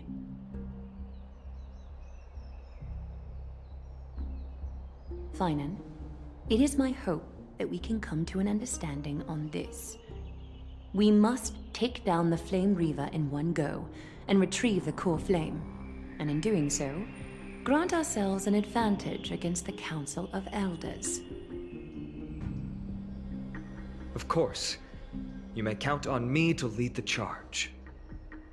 I apologize for tasking you to spearhead the plan once again, but Akima is currently beset by enemies from within and without.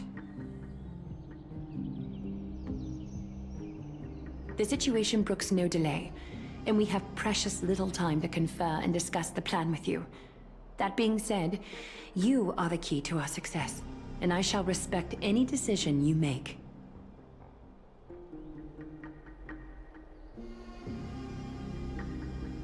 I may not be as masterful as Trian when it comes to the Century Gate, but even I can open a nice big gate if I have enough time. As for whether we can take back the core flame, that will be up to Anaxa's capabilities. Based on what I know of him, he can do it. I'll be honest, we can't. But the Flame Reaver will have to step over my dead body if they wish to do you harm.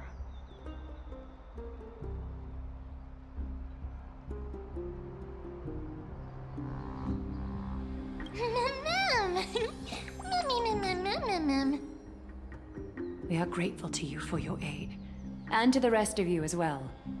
Now, let us be off to begin the hunt. May Kefali sharpen our gaze and grant us victory over the enemy.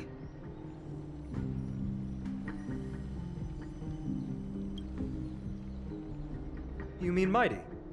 He's dealing with a different problem. Don't worry, that man would never miss out on this fight.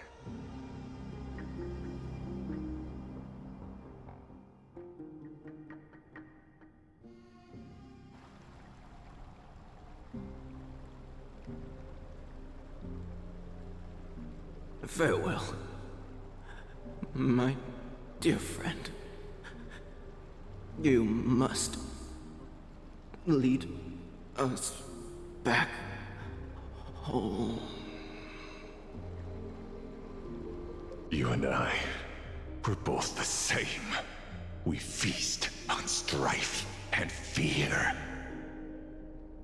If you're truly capable of leading our people beyond this blood-stained fate, then prove it to me once more, Mighty Mos.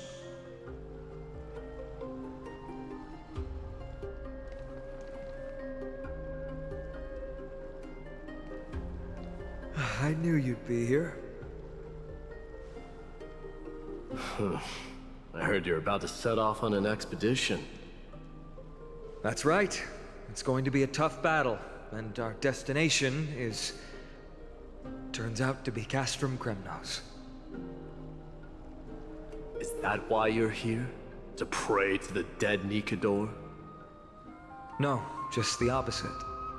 I'm here to tell you, you can entrust the front lines to us this time. You can't afford to lose your upcoming battle either.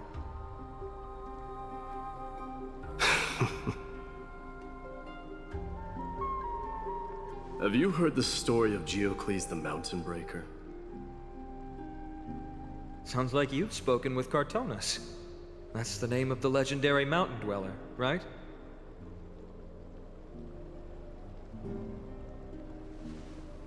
Let's have a chat before we go our separate ways.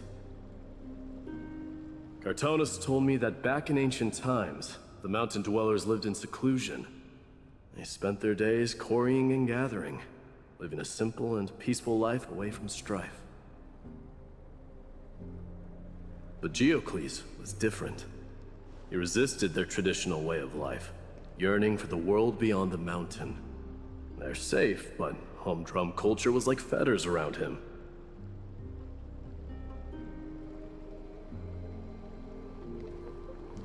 He sounds a lot like you. Yes, that is why he too face the same dilemma as I do. One day, during one of Geocles' many ventures beyond the mountain, he spied a battalion of Ladonians stationed at the foot of the mountain. The Ladonians were at war with their arch-enemies, the Companions, and they used the mountain as a base to carry out guerrilla warfare operations. When Geocles, who had taught himself the common tongue, approached a soldier, he learned a shocking piece of news. Ladonians were planning to plant mines and explosives all over the mountain, and then lure their enemies within. With danger lurking with every step, the mountain dwellers' homes were no longer safe. Geocles quickly returned to his village to bring the news to his people. But... let me guess. They refused change and chose to put up with the situation instead. that's right. The mountain dwellers were fearful of even the smallest change to their lifestyle, let alone leaving their home. Despite the imminent war, the elders would rather negotiate for peace instead of leaving the mountains. This made Geocles both angry and sad. But he didn't give up. If you were in his shoes, what would you have done? Lead my people on a resistance, perhaps. I'm not sure. I can't think of a solution that would make everyone happy. A solution that would make everyone happy, huh? That's how naive we are. Well, let me tell you what Geocles did. He took the mountain dwellers' store of gemstones and traded them with the Ladonians for a massive amount of gunpowder. But he didn't do this to fight the Companions. Under the cover of night, he set ablaze the forest surrounding the settlement, forcing his people to flee the mountain. That great fire marked the beginning of mountain dweller history. Since then, their people became part of civilization, and giants became a common sight in the Holy City. Meanwhile, that mountain they once lived in has turned into little more than foam inside the black tide. But leaving their homeland also brought many mountain dwellers misfortune. They were hunted by Kremnoans or enslaved. Indeed, that is undeniably also part of their history. But that is Geocles for you. The merits of his actions, or lack thereof, have been scrutinized by many, but historians nevertheless hail him as the Mountain Breaker. Why do you think that is? It's simply because he took action and enacted change with his own hands. He didn't try to make everyone understand him, nor did he even waste time trying to make everyone happy.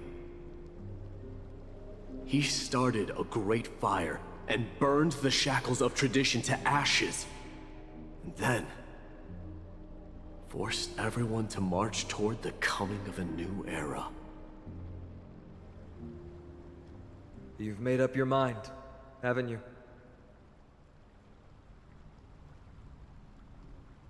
I'll be leaving Akama soon to fight the great darkness of this world, and to shoulder Nikador's destiny.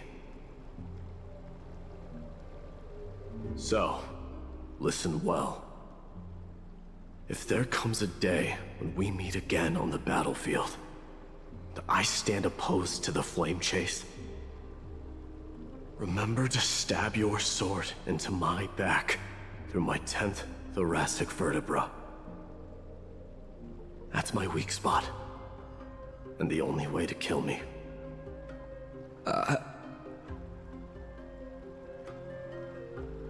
You have my word.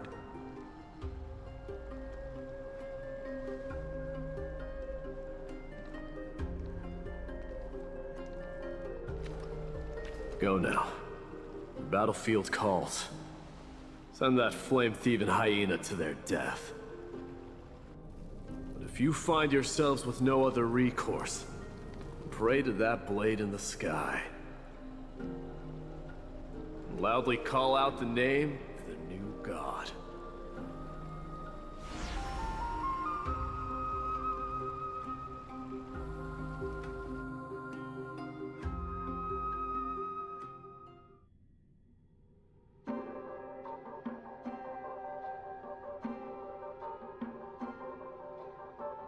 That's the sound of an all-out war.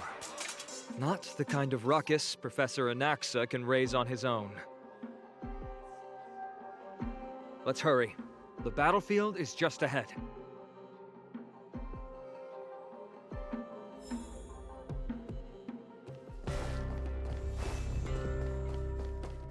No way.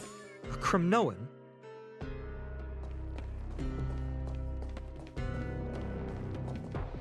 I didn't think she'd manage to send the Kremnoans to assist.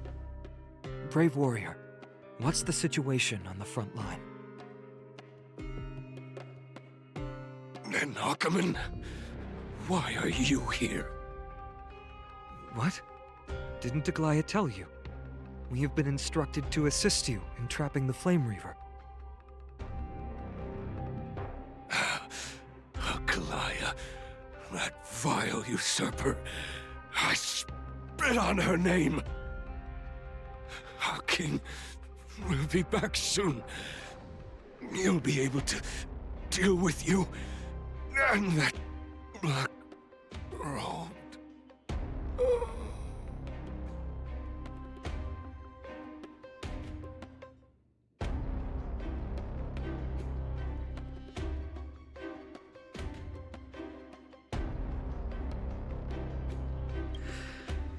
The Kremnoans really are just like their king. Rest in peace. May your glory last forever. Did they come to fight on their own accord? Or... I can still fight. You must become king. Amphoreus is with us!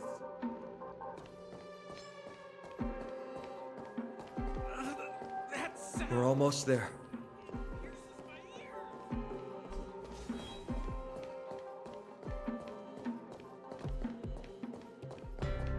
Once we take back the core flame, Yanis's passage will open. When that happens, you must evacuate immediately. Don't stay behind. The rest will be up to how well we work together. But remember what Mighty said before? Cast aside all distractions once you're on the battlefield. Let's go, partner. Today, destiny shall stand with us!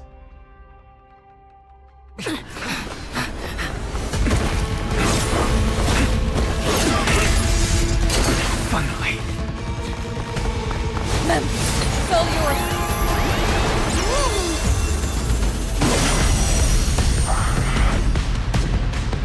Pent in the memories of the dead! Executioner!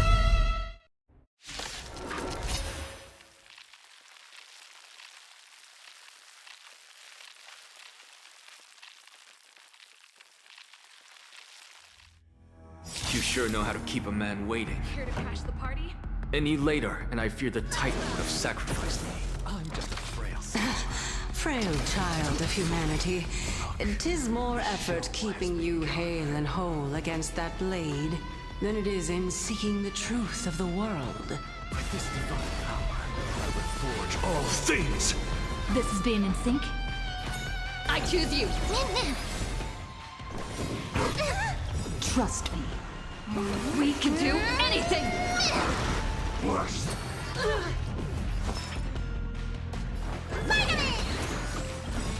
Ready to jam. What's in your prescription? Me. What's the matter? Insanity! To the soul! This song's for you.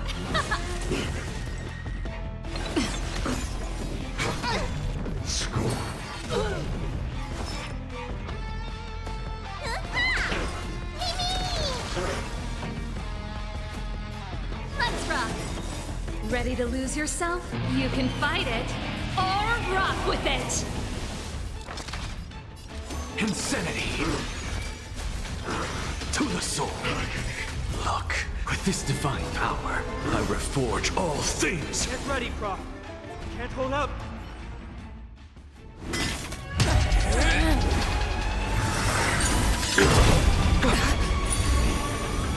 At long last. Century Gate,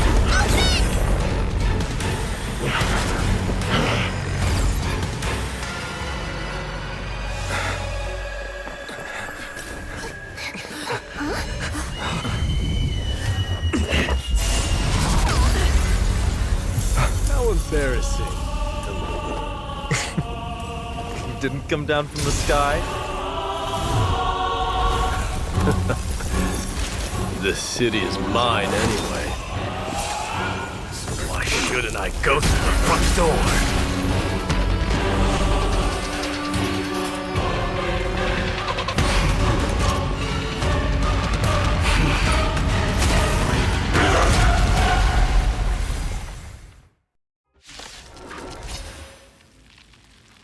Minion of the Black Tide, I, King of the Kremnoan Legion, will be your opponent today.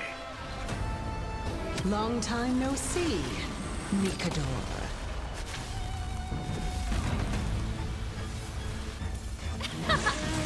I'm just a frail scholar. Insanity! I'm on it. I choose you.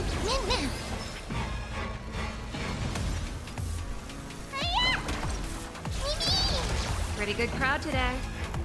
Let's rock. Such petty tricks.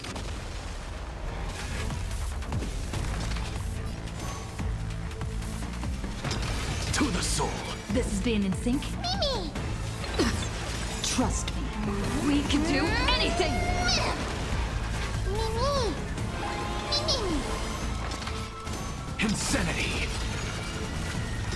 To the soul. Look, the show has been. With this divine power, I reforge all things. Let me tend your wounds. Rejoice, for I grant you the honor of... It's time to end this.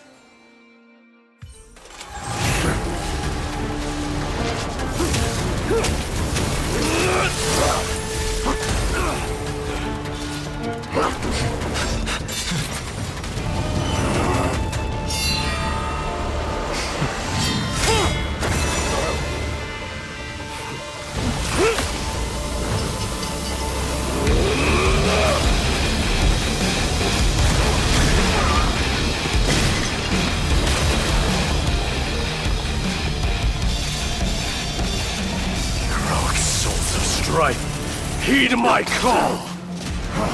I am the Lance of Fury. The agony this world needs!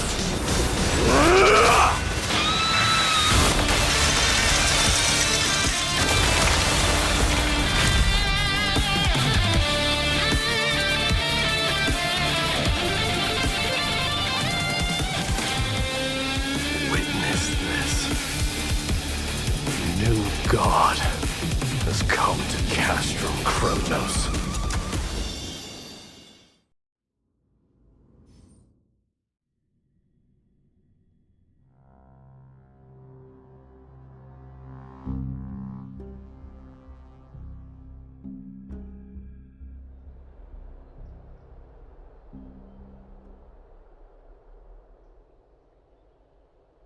Look! The warriors have returned! But are the rumors true? Has Ornyx fallen? It's as the Council of Elders said.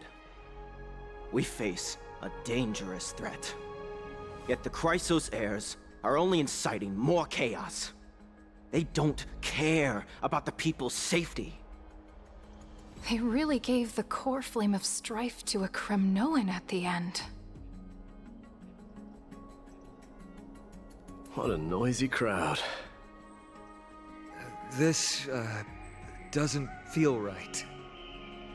It's probably because Ornyx is gone. Ornyx was a generous titan in the eyes of the people. They graced us with miracles, allowing humanity to reap many a convenience from the past. What they don't know is that the Titan didn't do all of that of its own volition. Regardless, the Titan has fallen, and we must surrender Ornyx's core flame.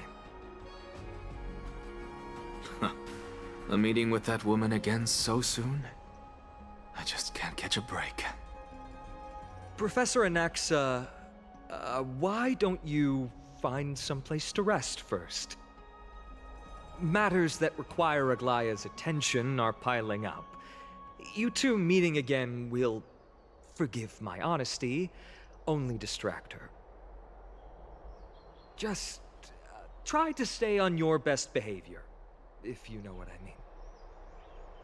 That's not up to me, I'm afraid. I've been trapped in her prison the moment I set foot in this holy city. The price of having a Titan living in my head, I suppose. Don't worry, I don't want trouble either.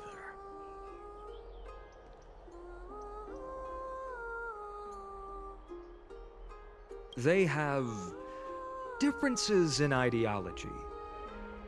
Alright, I suppose that's putting it lightly. Don't worry, you'll figure out the intricacies of these relationships sooner or later.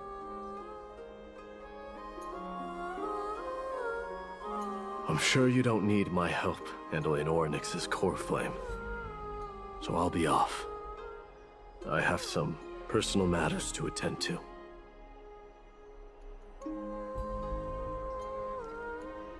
It somehow feels like D has closed himself off even more after he completed his trial. Yeah, a lot has happened in the past few days. You've been lost in thought for a while now too, Treeby. Did Trinon bring news?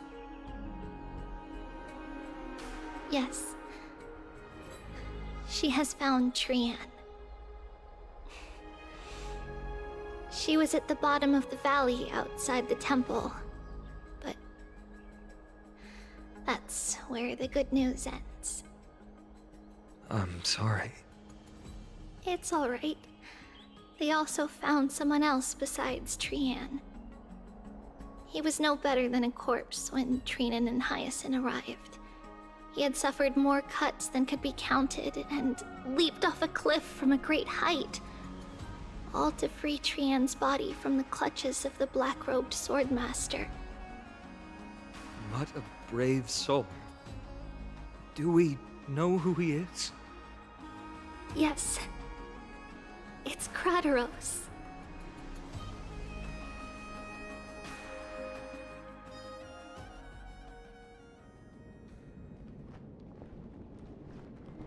Stop!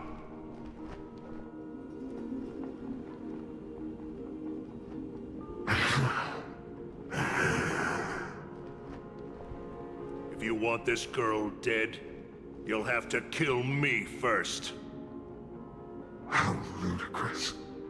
Your body made of flesh and blood as it is will not survive more than a single strike from me. Valorous death before glorious return. As a Kremnoan, I know not the fear of death. She's lost her divinity. I have no interest in an empty shell. But answer me this, child of strife. Why do you raise your shield for her? As the leader of the God Shield Brigade's elite, I protected the king against the Black Tide with this very shield. And I've done this over and over, hundreds and thousands of times. A pathetic killer like you could never understand the weight it bears. Pity. And crumble like rusted iron. Good! Supreme glory shall be mine, as I indulge in the libations and incense offered by my descendants. Come, let us fight! For Kremnos! For my king! For Amphoreus!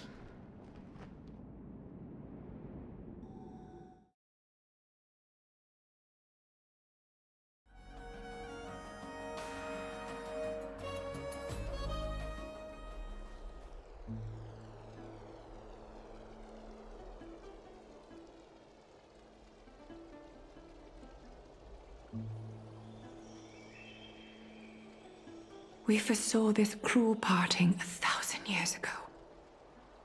Today is but a reminder of that bitter taste. But Lady Aglaya, I don't understand. It wasn't life itself that Lady Trian lost. why does she look like she really turned into a doll? I don't understand. Don't be sad, Hyacinth. Trienne has used up her borrowed time from Yanis, that's all. Her spirit is now riding the west wind, flying ahead to a world free of sorrow. If a world like that truly exists, does that mean everyone from the Grove is there too? It exists, Hyacinth. Do you not remember? The prophecy that guides the Chrysos heirs is the voice of Kefili before it fell silent. It loves all of its creations dearly, and would never bear to lead us astray with lies.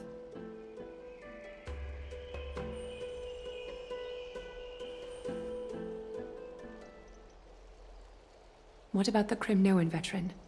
How is he doing? The Twilight Courtyard has done all we can. Even so, we've only managed to keep him from breathing his last. I had to use the Sky Priest's techniques to help him to walk again. But if light ever disappears from Akama for good... No. Let's hope that never happens. This is already nothing short of miraculous. When we found Kraderos, he was no better than a corpse.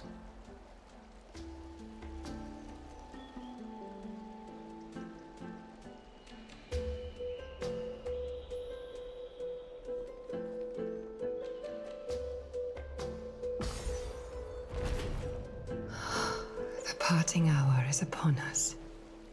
Yet the golden thread runs slack. The heroes have returned with their spoils. Everyone, please take this opportunity to rest and prepare for what awaits us. You've returned unscathed and brought tidings of triumph. Truly a moment worthy of celebration.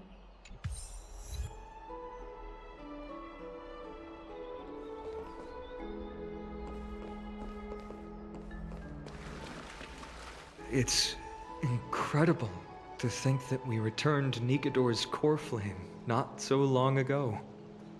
It wouldn't be an exaggeration to say that you and your friend's arrival has melted the glaciers of history. You could say this is the true face of history. It slumbered for 1,000 years, only to awaken for this one moment. Alas, now is not the time for a study of history. I do not see a Naxa around. Was this under your instructions, Finan? Yes, it just seems much more efficient than letting you two go at it endlessly. A rash decision. After all, he still bears a core flame with him. I do concur with your assessment of efficiency, though. Now, let us table the issue concerning him for the moment. The more urgent matter is the core flame of Orynyx. The Chrysos heirs had initially crafted a plan regarding the order to return the core flames. For titans like Orynyx and Circes, who harbor no intentions of harming humanity, our strategy entailed assuming their divinity only at the very end. But this unforeseen turn of events has thrown everything into disarray.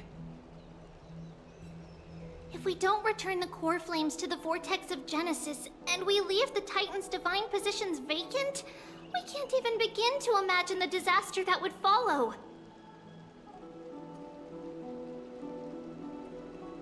But the most pressing issue at hand is that we haven't found the Chrysos heir capable of bearing Orynyx's divinity.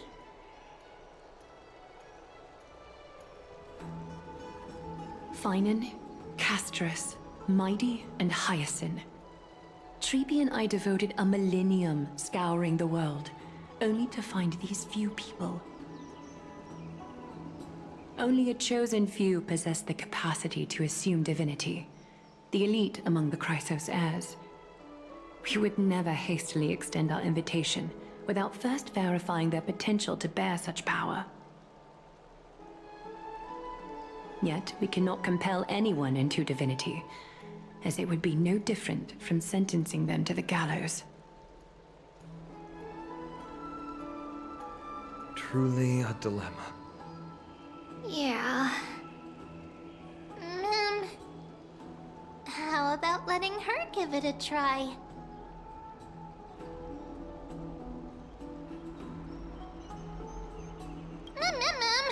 Mem special mem.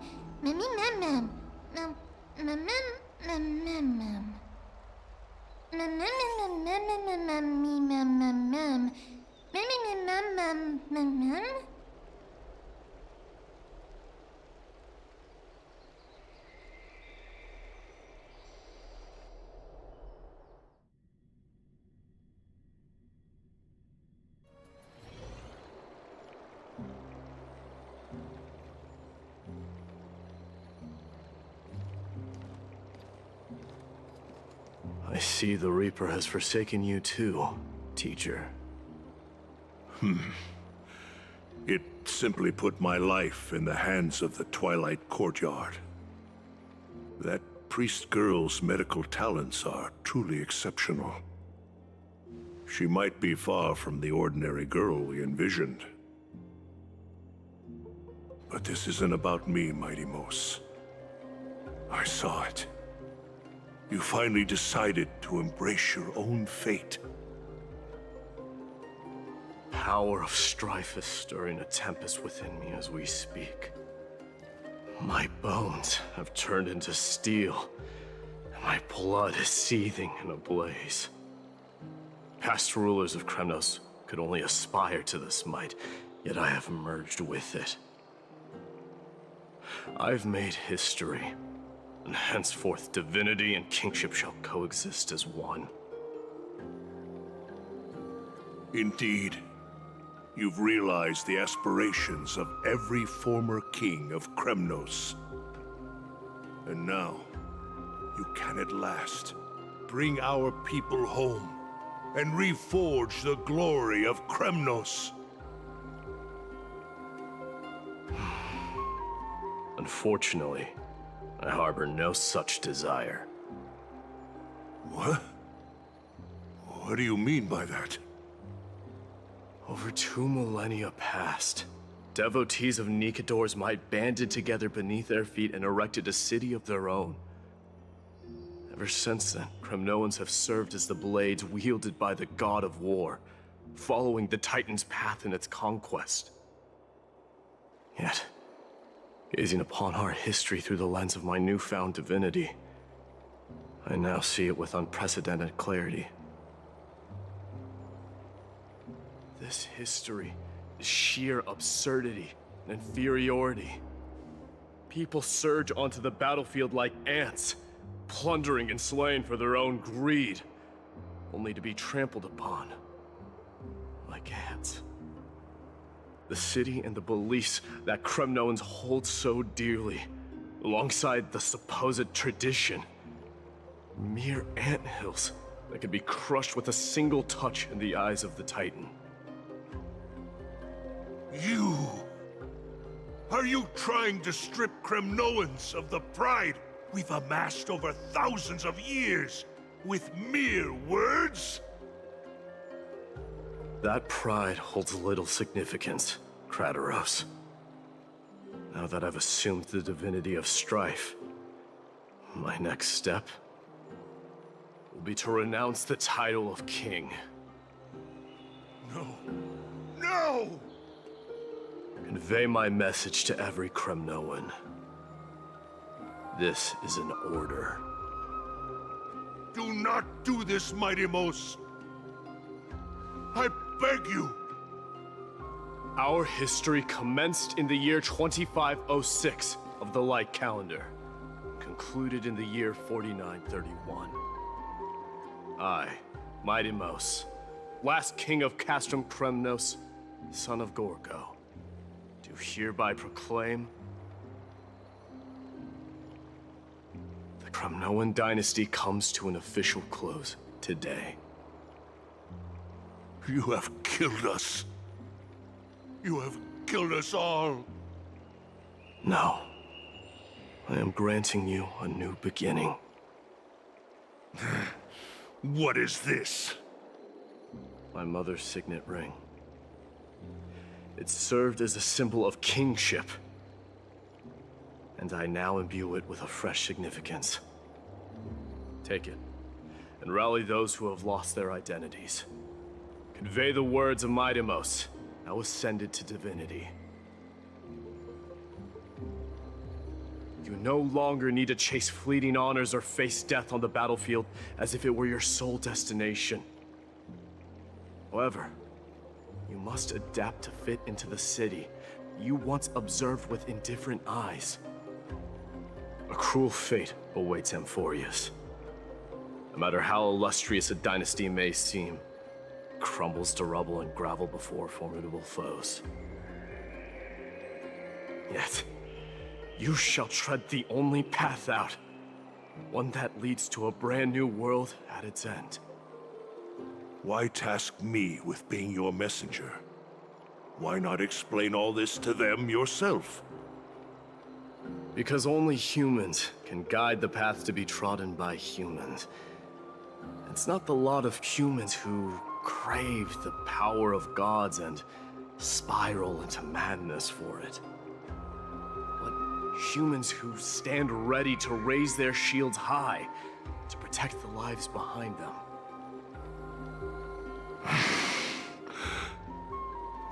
I failed to save that child.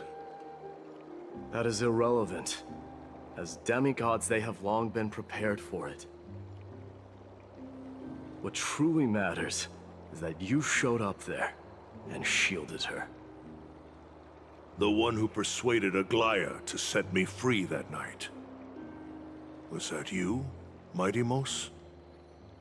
Yes. She's not one to easily make a concession. What did you offer her? I staked my mother's name to guarantee the integrity of your soul to her. And I promised her that I would dedicate all I have to the Flame Chase journey. And what is next, Mightimos? Where will you be headed now? To the place where I belong, to fulfill my promise. The madness that has plagued Nikador and the darkness that has consumed Amphoreus. It's now my turn to fight against it. There are some people to meet with before I leave. Let's go.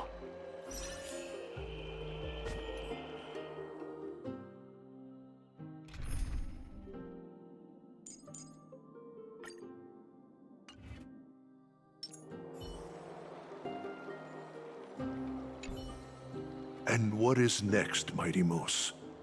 Where will you be headed now?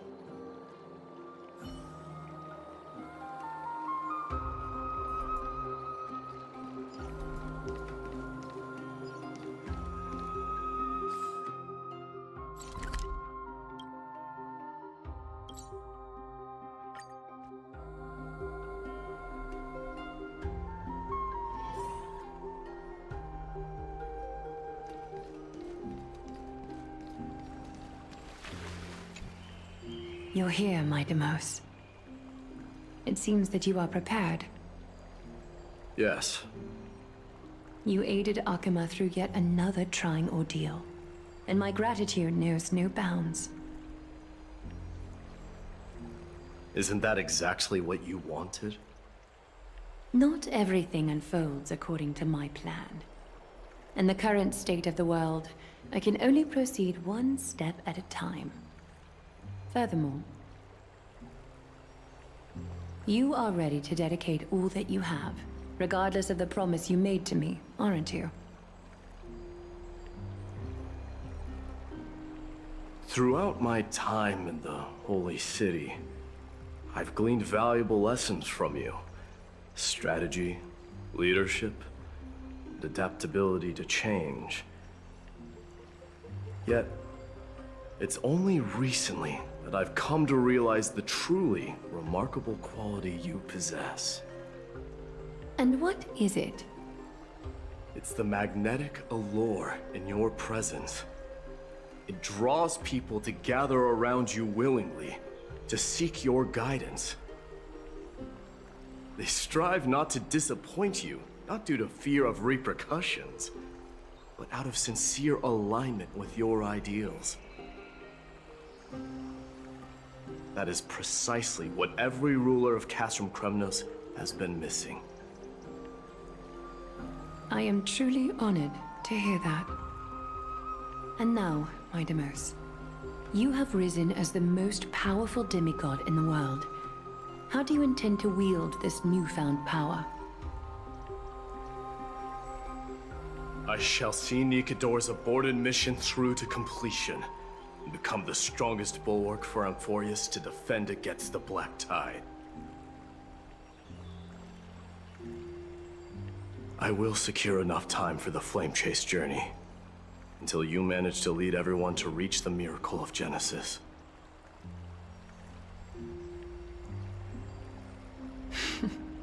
My Deimos, a new chapter awaits Amphoreus. Yet, the one who guides the people to the destination need not be you and I. Huh. What did you see after assuming Nestia's divinity? Despite the passage of 1,000 years, every word of that prophecy remains as vivid as ever. You shall have your final bath in warm and radiant gold. Just as cryptic as all the other prophecies. What's the reason for the laughter? I was just thinking, if an ordinary person encountered these words, they would probably stay away from the baths for the rest of their life.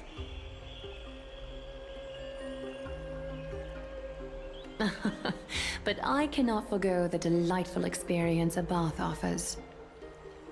So, I assume you also glimpsed yours, my Deimos? One day, you shall die with a wound in your back. Well, that is a rather straightforward scenario. If I were to be terrified by drivel with no basis, I would not have attracted your gaze and joined the Flame Chase journey in the first place.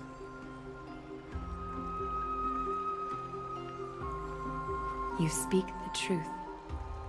May you be destined for a powerful fate, and may we reunite in the promised new world. Farewell, mighty.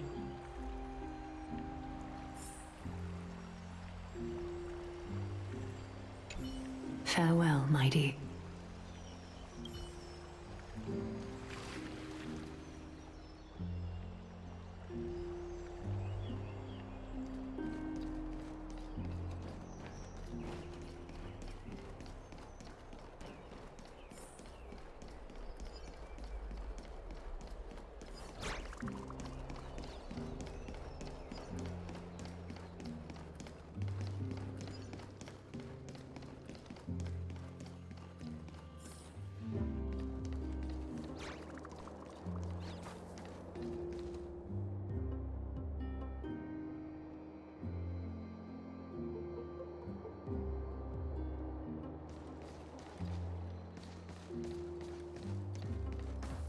Is Lady Trebios not here? Lord Mighty! Hyacinth. So you are the physician Krateros spoke of. It's no wonder then that he was pulled back from the brink of death. You have my gratitude. I can take that as a compliment, right? I've heard about what happened at the Grove. I'm deeply sorry for your loss. I've heard far too much about death and grief recently. To quote Lady Treeby, we should all focus on tomorrow, shouldn't we? That's a valid point. You've always been the most optimistic one among us. Well, I must say, it feels quite incredible to see a new demigod standing right before me. You should prepare yourself as well. Humanity has already taken hold of strife, and one day, it will also reach the sky. Do you really believe I can do it? Even my ancestor, that hero of legends, couldn't conquer the core flame of Aquila. Given your good rapport with the demigods, you should know that the path to assuming divinity is never limited to swords and spears.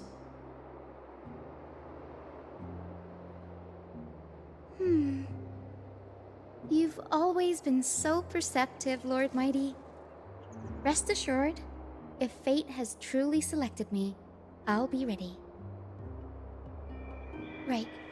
You are here looking for Lady Treby and Lady Trina, no? They're not around at the moment. Is there a message you'd like me to pass on to them? No need. I've already bid farewell to Aglaya. Meeting with the Oracle is simply a matter of courtesy. You've bid farewell? I'm heading back to Castrum Kremnos to fight against the Black Tide. In all likelihood, I will never again return to Akuma. Oh. On second thought, there is something that I'd like you to help me convey to them. I'm all ears, Lord Mighty. I'll make sure to convey every single word. Tell them that there is no longer a need to send scouts behind enemy lines. With a single message, the Lance of Fury will target anyone who dares oppose Akuma.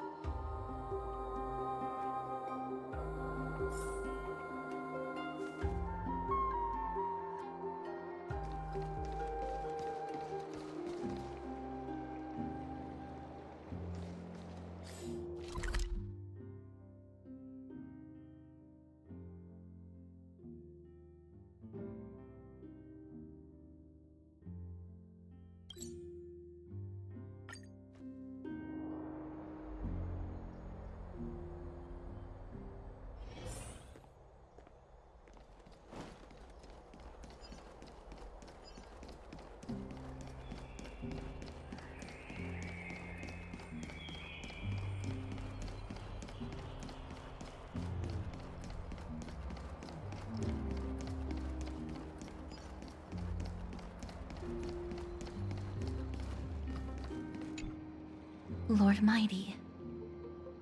I'll be embracing my destiny before you do, Castorus. Can you feel Thanatos right now? I don't feel them at all, regrettably. You have been painstakingly seeking that Titan for so long.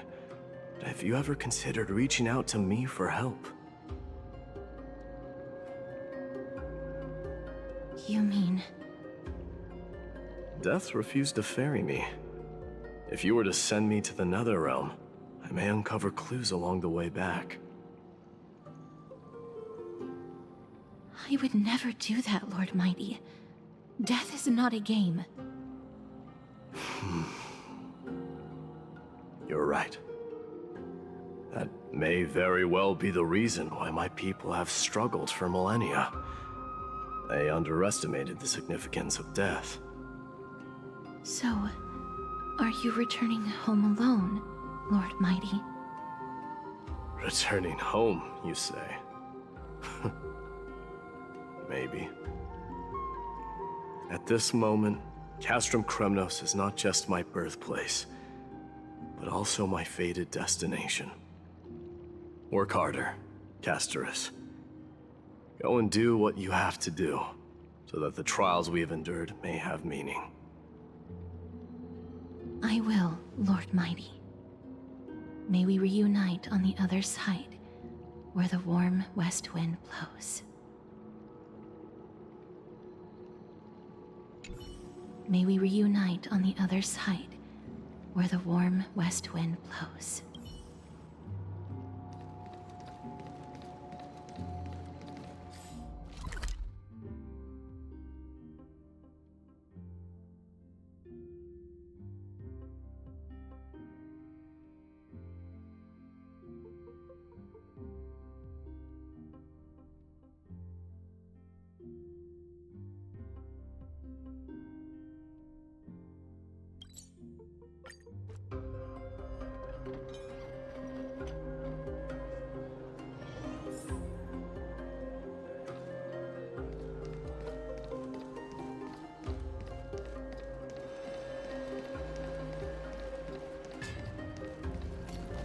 The King of Kremnos, without the signet ring, but looking more like a king now. I'm no longer the king, Grand Craftsman. Matters not the title. Surpassed all former kings your achievements have.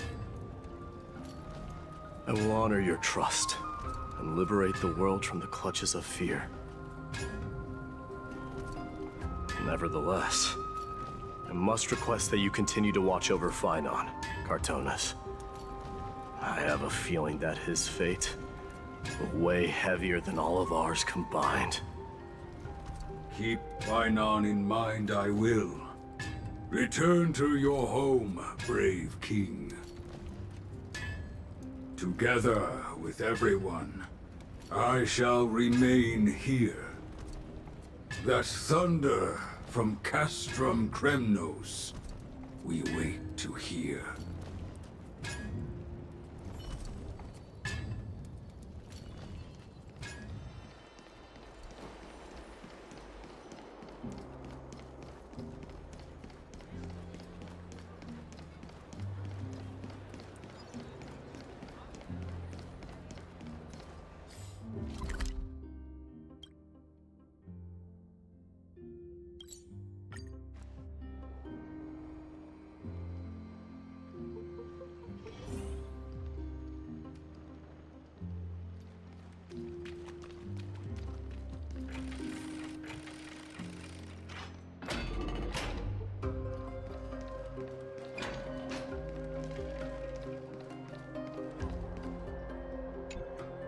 Mighty? Outlanders? No. Trailblazers. I will soon make my way to Castrum Kremnos. If all goes according to plan, this may be our final meeting. I just want to let you know that I appreciate everything you have done for Amphoreus. Reflecting on the past and moving forward to the future. A challenge I faced as well. Though we never had a chance for a deep conversation, after all we've experienced together, you are also an ally of the Trailblaze, Mighty. That means a lot to me. May success accompany your trailblazing wherever it leads. How about you let me guess what's on your mind?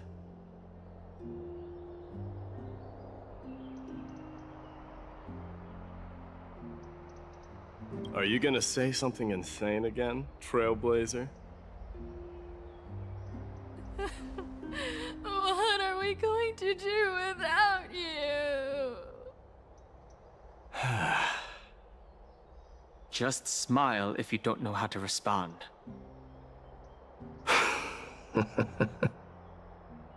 Now that I bear the divine within me, I can get the vague feeling that you have a great significance for the future of Amphoreus. With this departure, fear that I will never again return. Can I entrust you both to watch my back? And to continue supporting the Flame Chase journey in my absence? Rest assured, we'll do everything we can. You have my gratitude. Then, farewell. Hold on. Yes? Let's at least snap a photo together to capture this moment. Shall we? Sure, let's do it.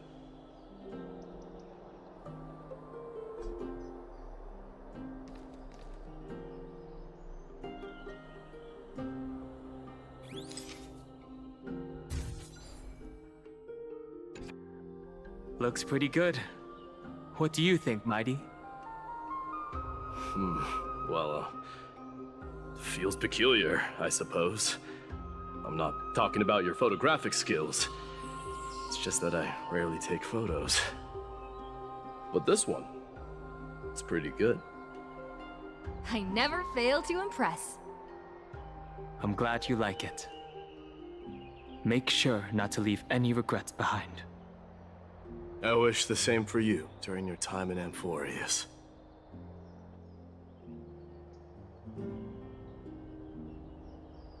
I wish the same for you during your time in Amphoreus.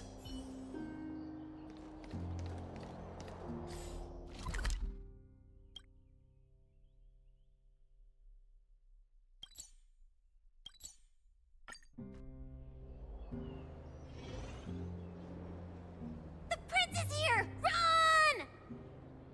Hold on! Lord Mightimos isn't the prince anymore. He's now the guardian of Amphoreus! What's going on?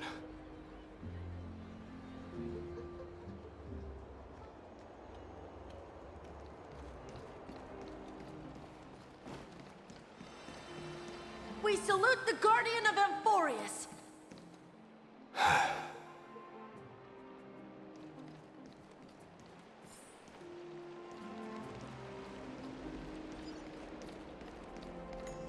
We salute you.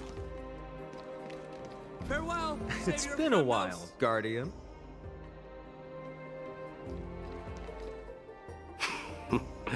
I should have known you were the mastermind behind this. Hey, don't go pointing fingers without cause. I swear I'm innocent this time. See those kids over there? They're the ones who brought everyone together.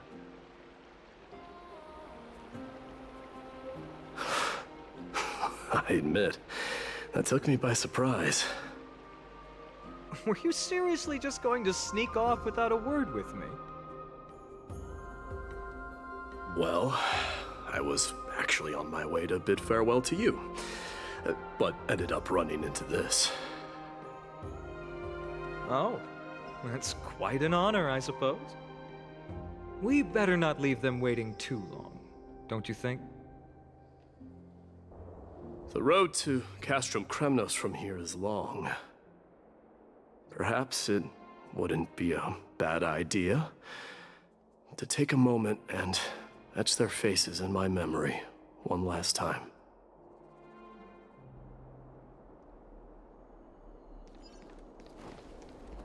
I think I see more than just the Kremnoans here. I'm thinking maybe it's about time the god of strife gets a new name.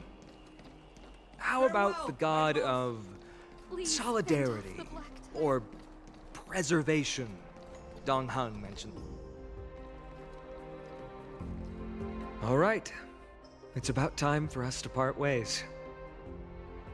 Any final goodbyes you want to share? This might be your last chance.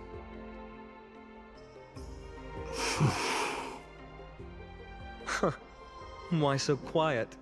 I thought divinity would wash away some of your sentiments. Do you truly feel as carefree as you seem? Or is this just a facade you wear? You know what? You sound just like Aglaia at this moment. But you're not off the mark. I just thought that putting on a nonchalant front for this occasion might help us preserve some dignity. I can see through your deception, even without the power of mind reading. Am I really that terrible at controlling my facial expressions? Well, with that said, thank you for aiding me in defeating my archenemy, Mightimos. No need to thank me.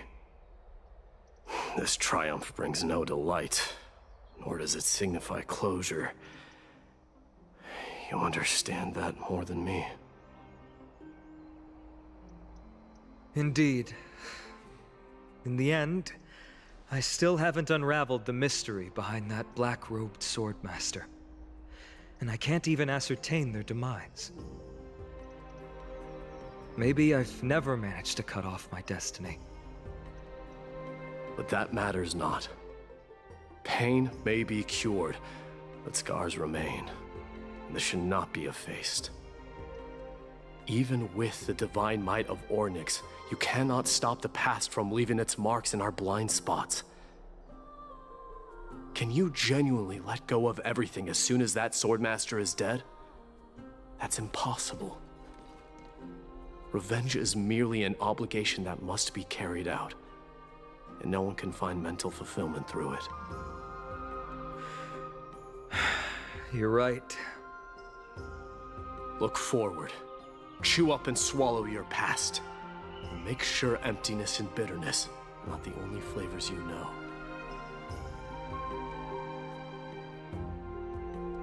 Remember that there is a whole world behind you waiting to be saved.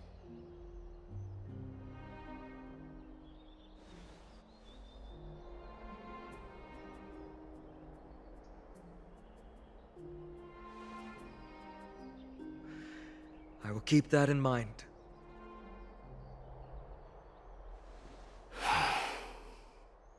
I have a final favor to ask. Please look after the Kremnoan warriors in my absence. They will undoubtedly face challenges while assimilating into Akama. It is my sole regret that I cannot stand by them during this time. Do not worry. Leave it to me. And, while I'm at it, I'm going to find out if the Kremnoan language is really missing that many words.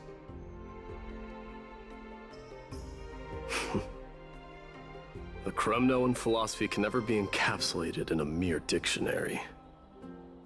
But if there's a chance in the next life, you should come visit my library.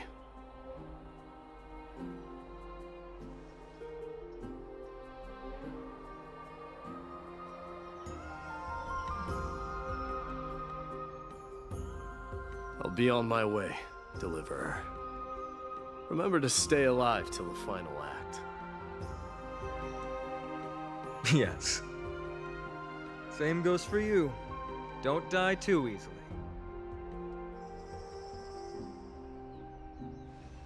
May triumph always be yours, Midamos.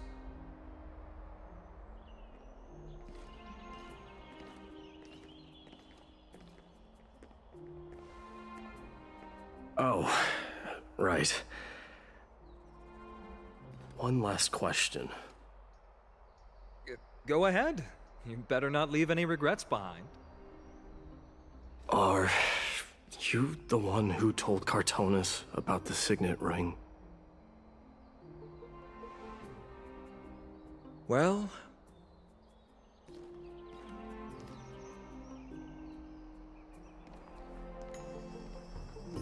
who knows?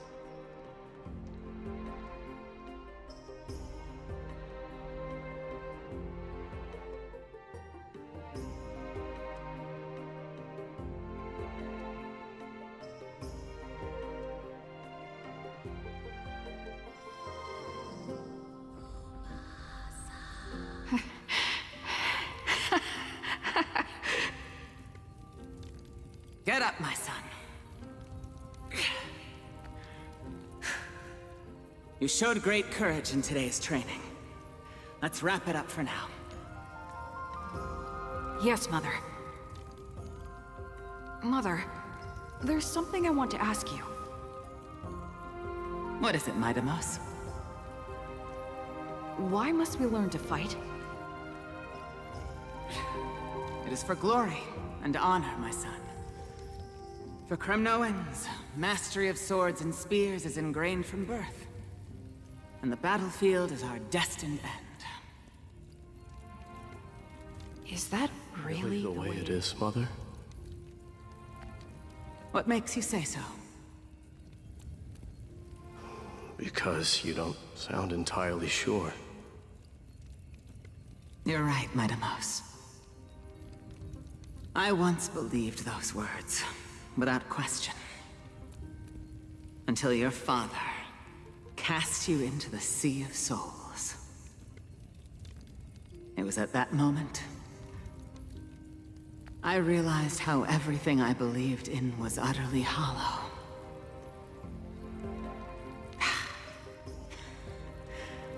Perhaps the spirit of Kremnos had once existed. But as greed bloomed in the hearts of humanity over the years, such spirit had long faded alongside our glory. I no longer put my faith in any oath or doctrine. Now I have just one role. That of your mother, my Deimos. Your guardian.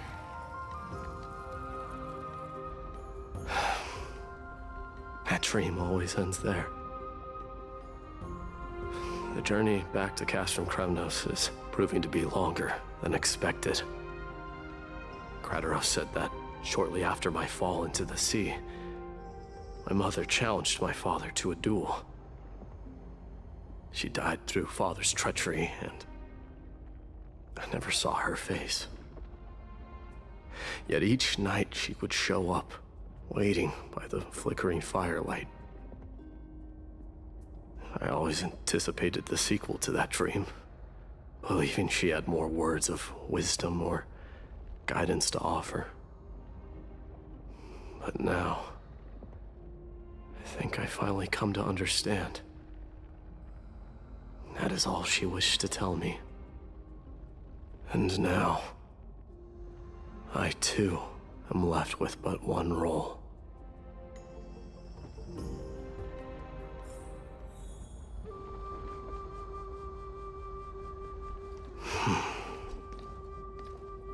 It is time for this journey to reach its end.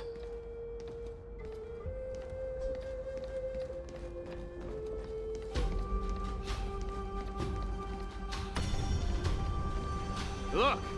Deimos is back!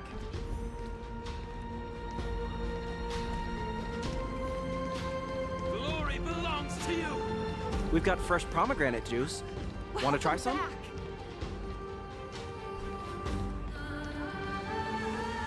We meet again, Lord.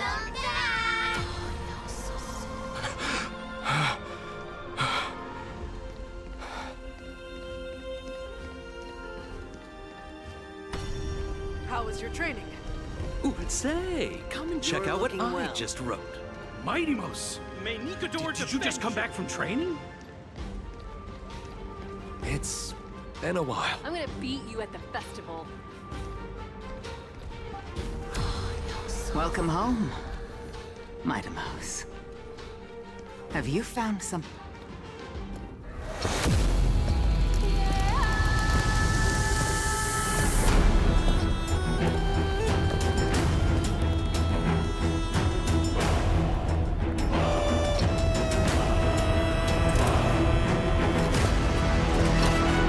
The son of Thorgo will be crowned in blood! The son of Thorgo will be crowned in blood!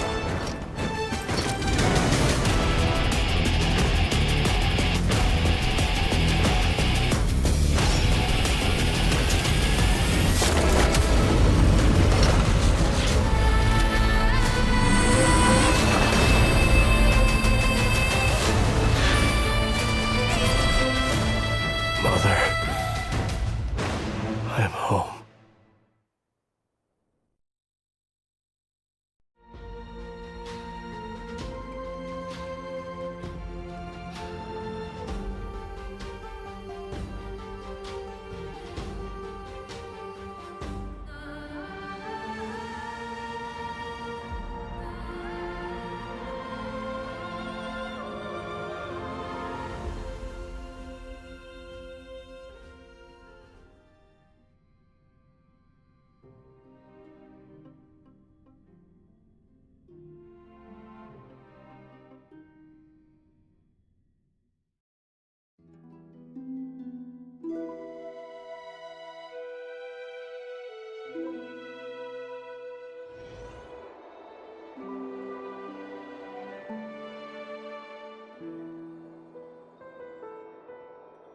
We smell sunlight and the wind of Akama.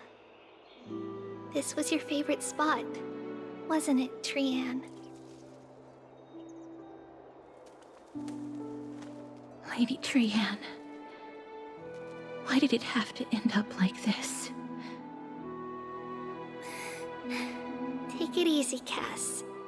Departure is a part of life. It's just that ours isn't as tumultuous as it is for ordinary folks. When we started our journey, Yanis had already provided their prophecy. Just like how that Titan divided themselves to create the countless passages in the world. It's only natural for us to follow the same path since we inherited their destiny.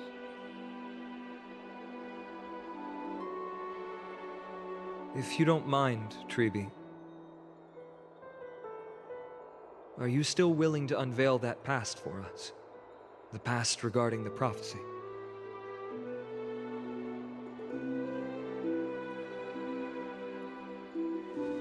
What do you seek to learn, Snowy?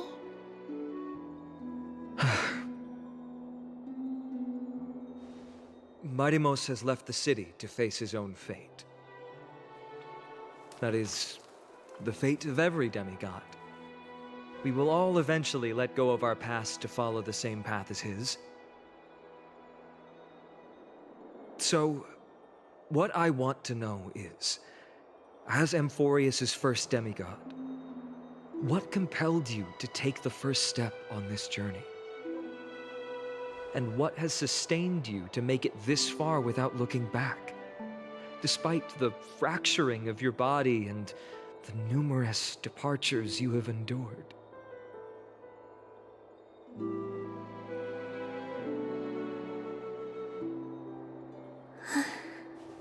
All right. Teacher, are you sure about this? Dee is already doing what he has to do. What reason do we have to keep it from them? Let's go, everyone. Let's go to the Abyss of Fate and see how it used to be.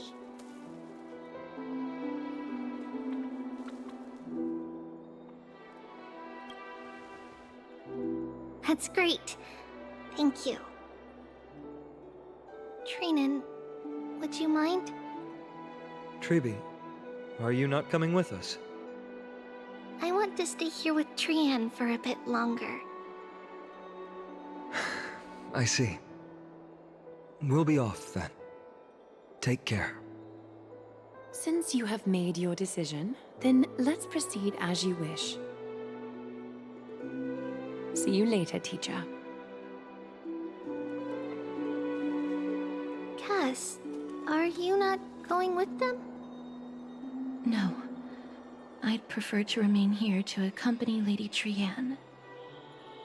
She hated being alone. What's this? A little gift that I had hoped to deliver to her personally. Though fate had other plans. Oh. So you saw us arguing that day? Yes. I figured Lady Trian would like it a lot, so I bought it. I see. Cass, you know, I recognized it immediately that day. It truly is an authentic piece from Yanisopolis. Then why? It's just that Trian had forgotten far more things than I. For example, she forgot that this glass object meant something unfortunate according to the traditions of our homeland.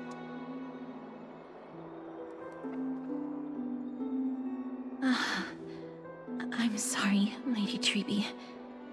Should I... No need to apologize, Cass. At that time, I simply didn't want her to be trapped by our past, especially considering how much time had passed since we left home. But now... it might just be the perfect gift for Trian. All shall bid farewell to one, and that person alone will witness the miracle. While you and I have long accepted this absurd fate, they remain fresh and inexperienced. Teacher, don't let the weight of that cruel prophecy crush their spines. But it would be even more cruel if we allow them to ignorantly fall before the gates of the new world. They will eventually need to know the truth. We just need the right opportunity. This, to me, feels like the right opportunity.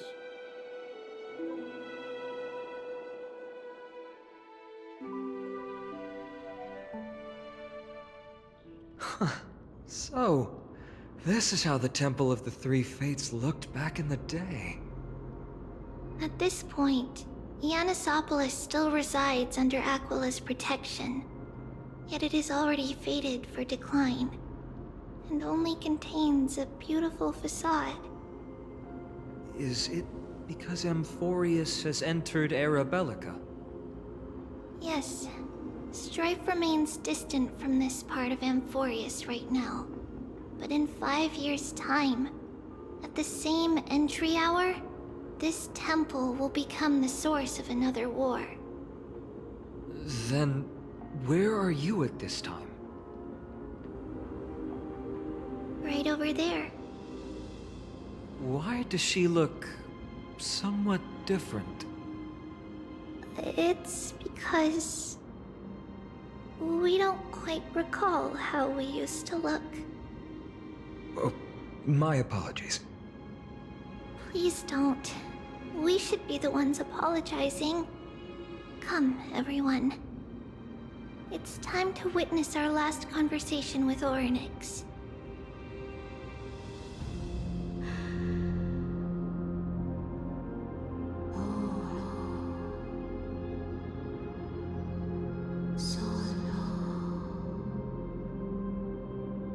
You're here, Orynyx.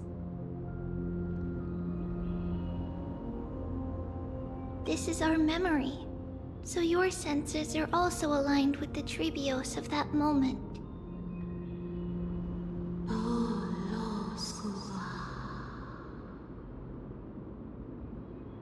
False prophecy, huh? So you still think that way?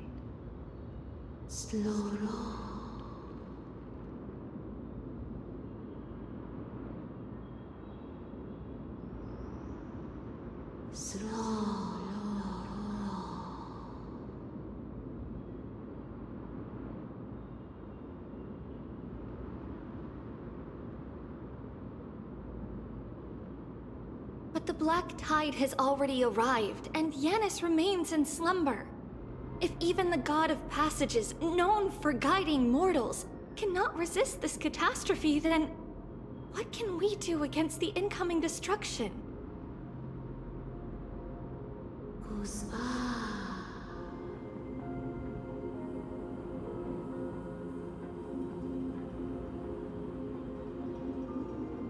Those chosen by fate would never have their family taken from them.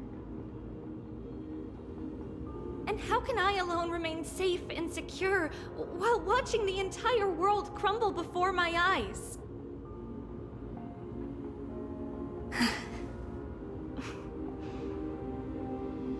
This might be our last conversation, Orynyx. I will do everything I can to protect you from the Black Tide.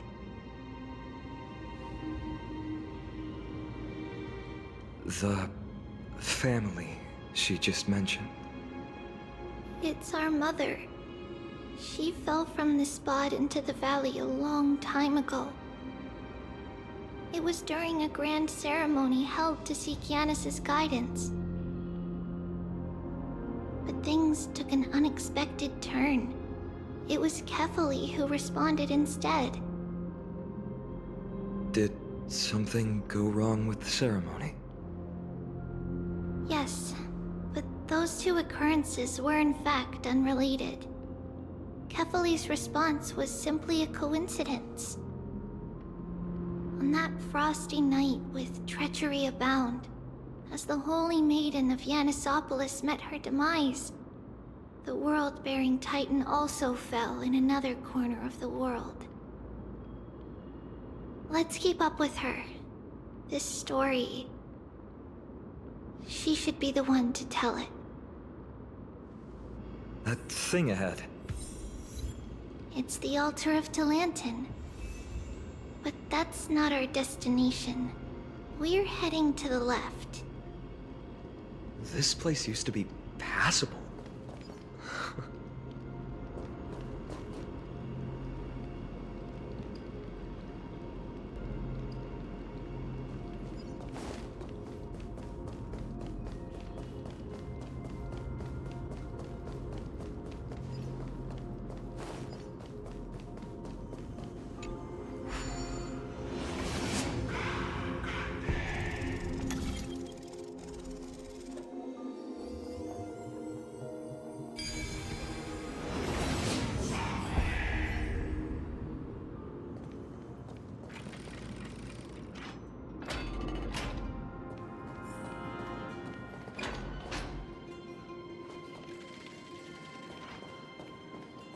I never thought there would be such a hidden space in the Abyss.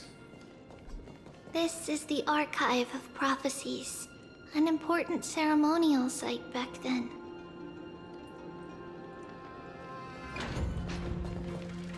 Is this Giannis's maze that Trinon used for divination in the past? Not only that, it also serves as a lock. Our childhood abode lies sealed within.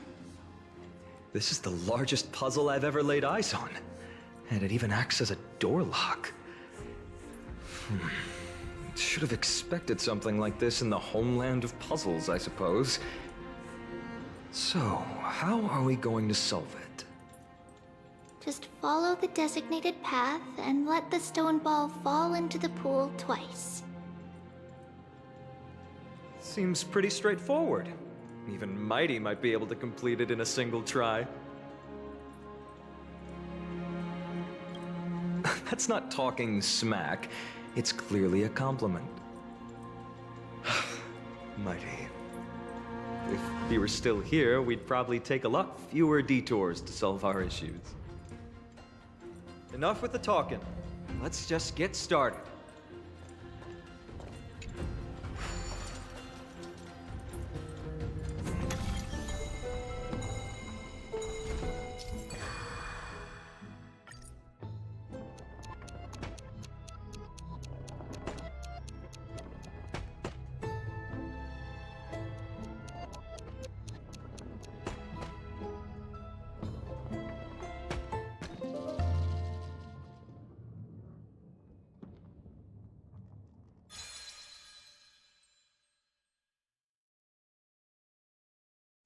Impressive. You too have the makings of a high priest now.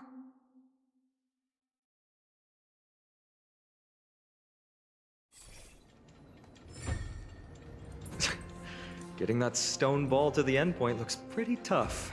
My hands are shaking just from looking at it.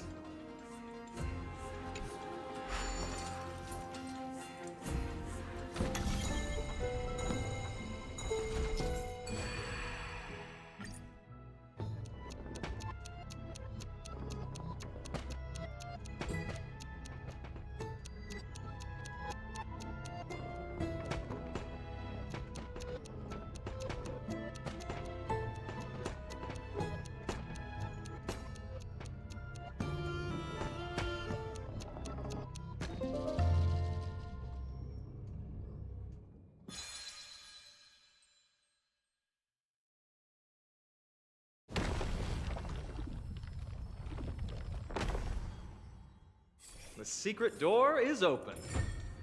Go inside, and you'll see the place where we grew up.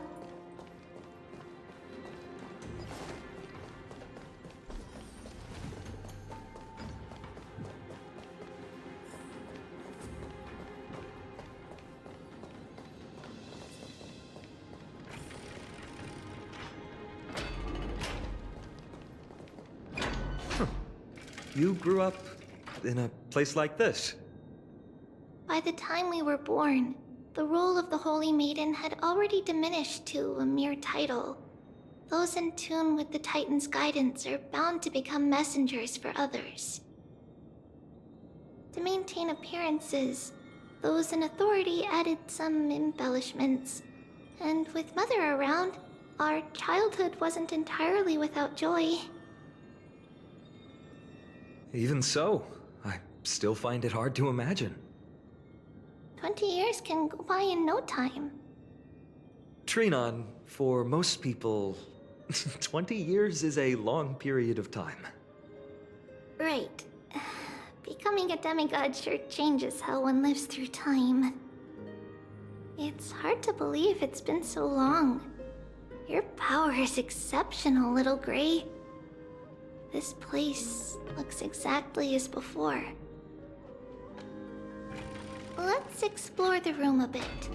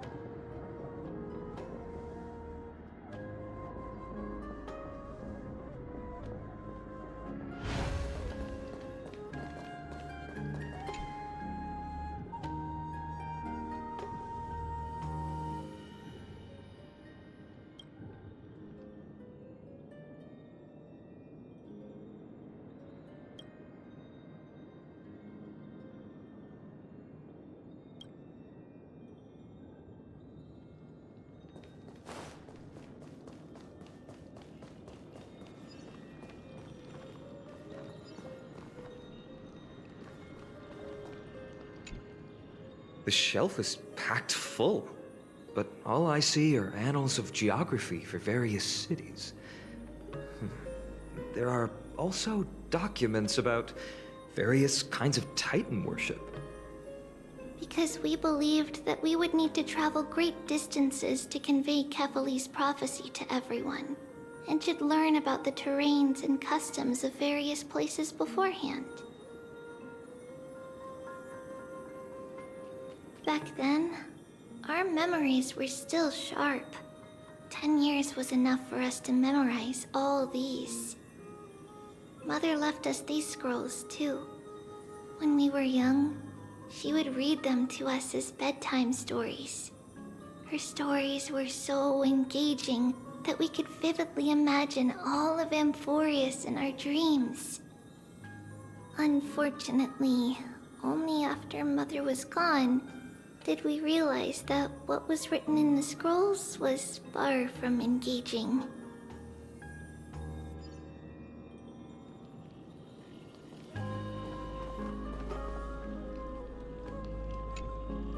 There are so many boxes here. These should be our belongings. What's this? A red glass fragment?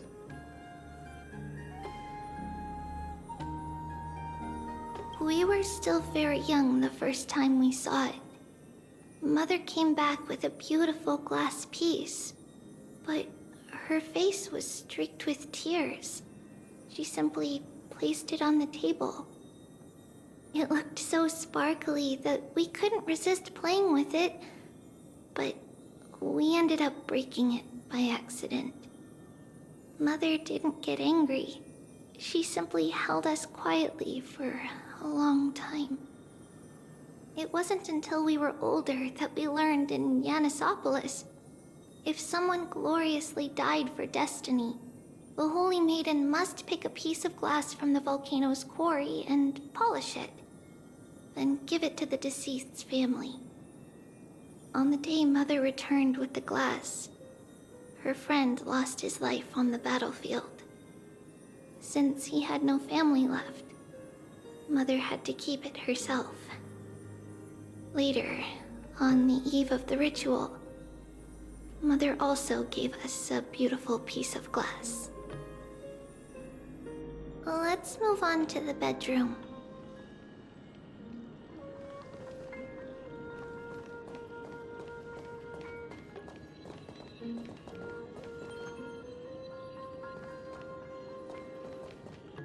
It's Trebios. Just as expected. It's time to get going after all. Mama, are you going to that ritual tomorrow? That's right, my sweet girl. What's the matter? I wish I could go too. I have something to ask Yanis. Oh. What do you want to ask? I want to know how to chase the black tide away. Ah, I see. Unfortunately, it's a secret ritual, and only I can preside over it. If you want me to consult the Titan on your behalf, you'll have to promise me something. What is it? Be a good girl and go to sleep now. And whatever you dream of, don't be afraid. Just sleep through the night until morning comes. Until the next time Aquila opens their eyes. Can you do that for me, sweetie? That's it? Of course I can! Trebios is the most amazing holy maiden of Yanis! Well, little holy maiden. But why, Mama? Because this ritual might take a long time. How long? Tomorrow, my sweet child. I'll be back tomorrow. If not tomorrow, then the next tomorrow. If not, the tomorrow after that. But if I still haven't returned for a very long time, that means the ritual has succeeded. It means I found a way to chase away the black tide and reach the new world on the other side. But for various reasons, I can't return to bring my sweet girl with me. But I'll be waiting for you there. As long as you stay brave and kind, we'll meet again in that new world.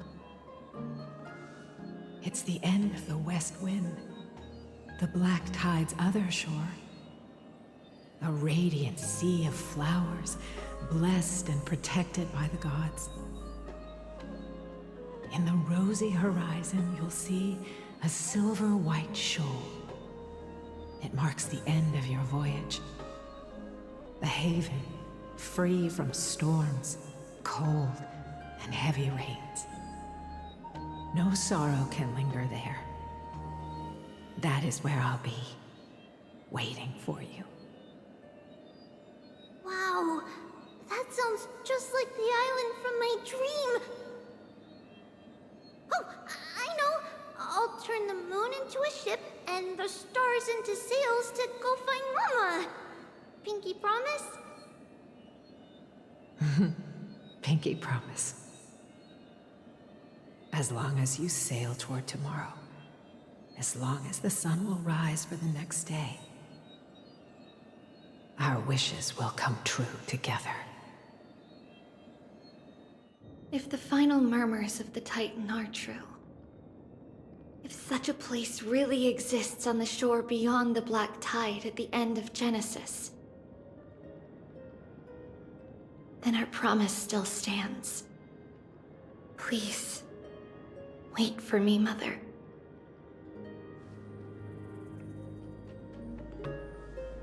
After those 10 years of darkness, when Aquila opened their eyes for the last time, we finally set off.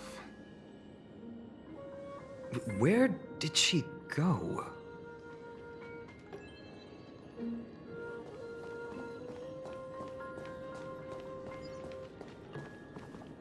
This way.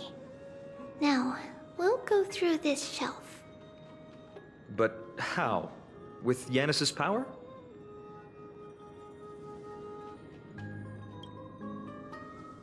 No, we hadn't acquired their power back then. So, this obstacle, it was simply a mirage? Yes, the answer is right on the shelf. Go ahead and give it a try.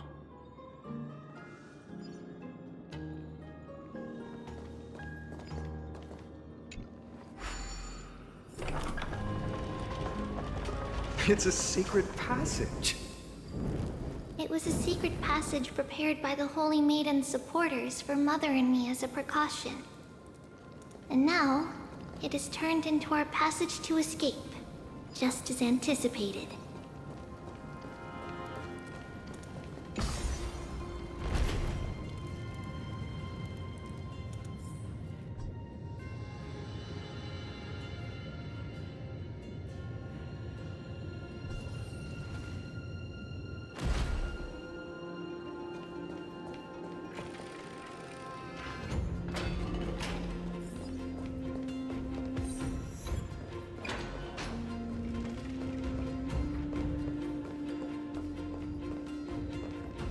The path to the temple was in quite a state.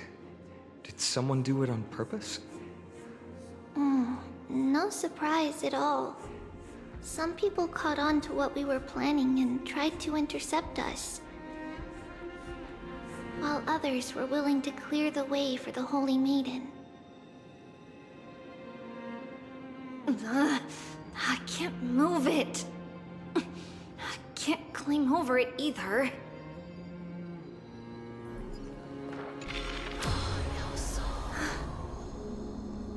Time Titan?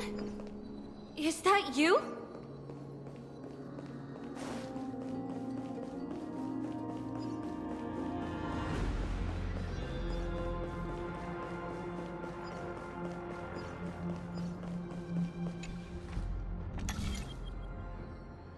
Just like this. Regardless of our actions, the past will remain unchanged. It was someone else who helped Trebios in the actual events of history. We don't remember the details. As for why memory recreated the past to be like this, it must be because it's closer to the answer within our heart. The passage is now cleared.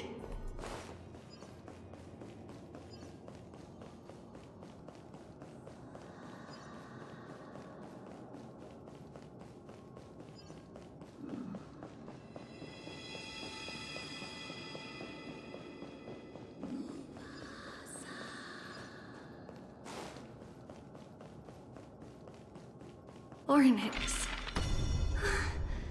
Thank you, nameless god.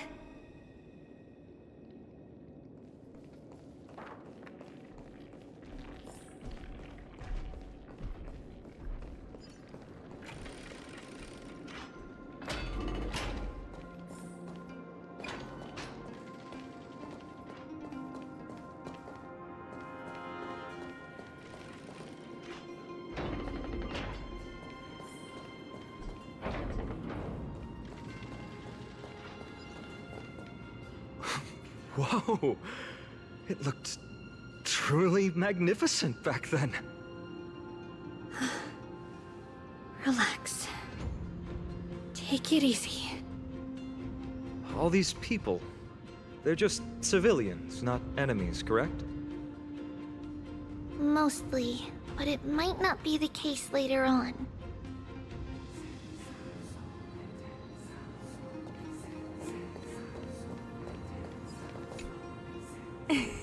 Hey, little ones. How did you sneak in here? Shh! Please keep it down. We had to be really sneaky to get in here. Okay, okay. But what did you sneak in here for? I heard there's a lovely holy maiden living in the temple, and I want to meet her. I couldn't stop her, so I had to think of a way to sneak her in. Oh, really? I was here to meet the Holy Maiden as well, but the guard said she had to go somewhere far away today. Huh? What a bummer. Mommy even asked me to bring her gift to the Holy Maiden. It's getting late. We couldn't go home now, okay? Okay then. We'll come back next time. Thank you. By the way they are dressed, the siblings look like civilians living outside the temple. Mother mentioned that when she was a holy maiden, she caught a girl sneaking into the temple to steal the tributes. Stealing from the temple was punishable by death, but that poor girl had no family and just wanted something to eat. So Mother took her outside and even gave her some food. Perhaps these two children are the descendants of that girl from back then.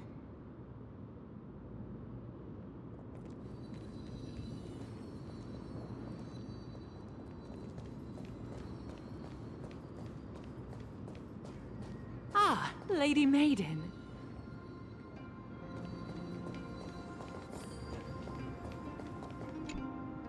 Lady Maiden, you need to dress warmer. It's pretty cold out. Let me get you a blanket. No need to trouble yourself. I'm just going for a quick walk. All right, but please take care of yourself. Your mother made us promise to look after you before she left. It's been a while since I last saw you. I just realized you've grown into such a beauty, just like your mother. Oh, here, have some of my sweet pastries. She used to enjoy them, so maybe you'll like them too.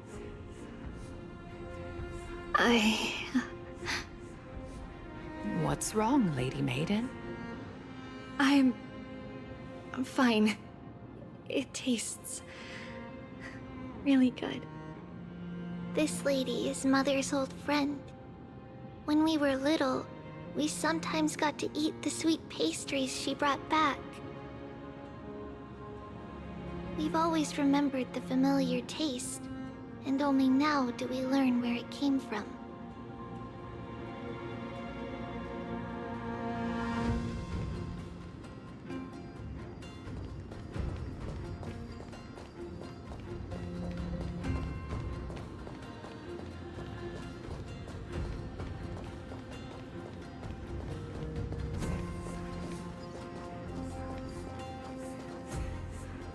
Apologies, Lady Maiden, but the Yanis Vault is under maintenance today.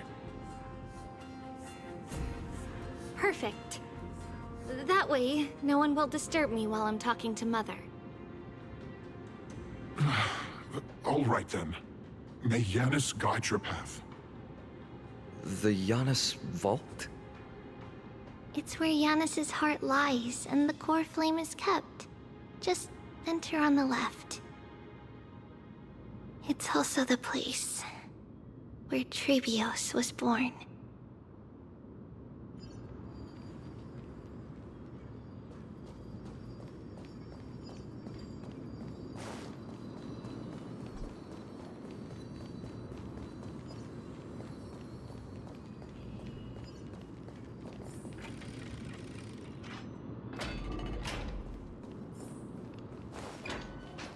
Trebios.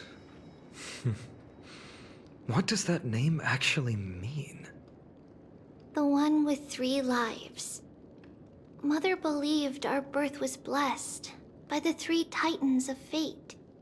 She named us thus to express her gratitude. Looking at how things have unfolded, fate might have had a role in it.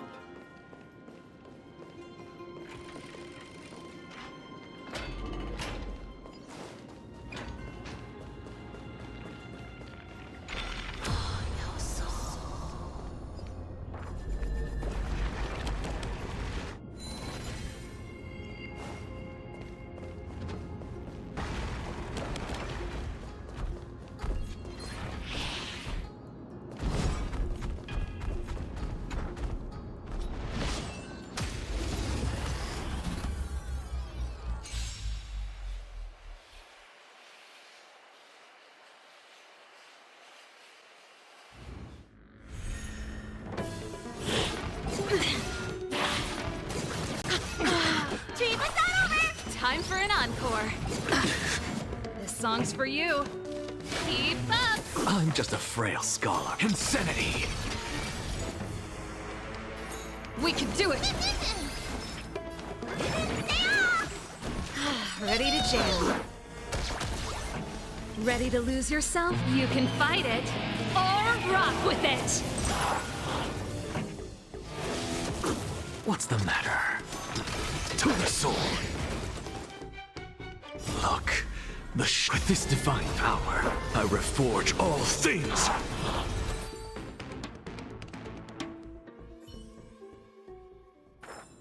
Reach the end of the story in your own way.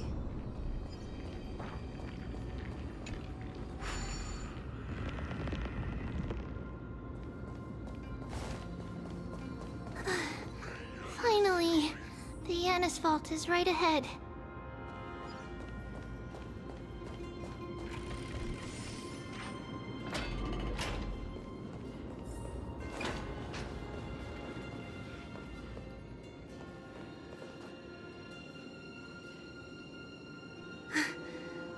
At long last.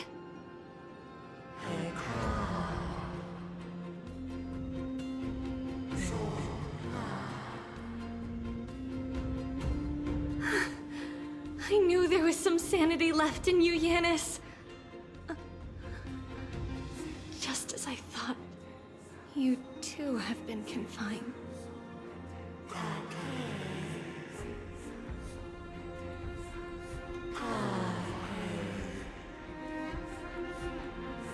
No, Yanis. I've come here to take on your fate.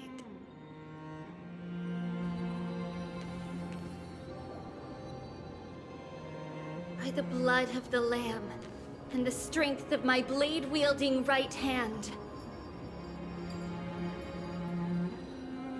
I am Trebios, the listener, the announcer, and the witness of the prophecy.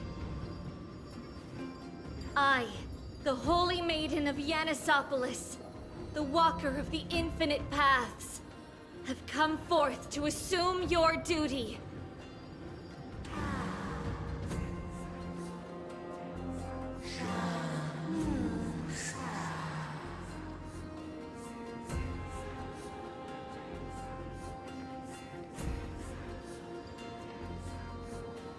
Just as I wished. This journey promises to be a long one. With 1,000 selves to accompany me. I'll never be lonely.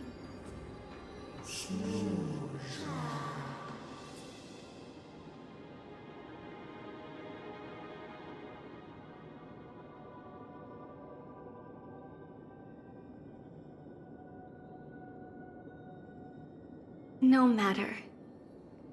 My hands are not made for bearing arms. But my feet are destined to embark on a journey for the benefit of all.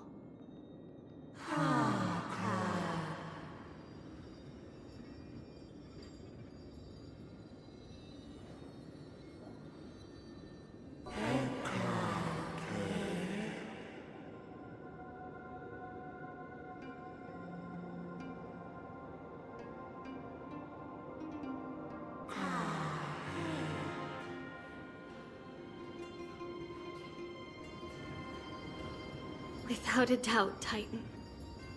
Let the prophecy shatter me, so that I may open a myriad of paths for this imperiled world.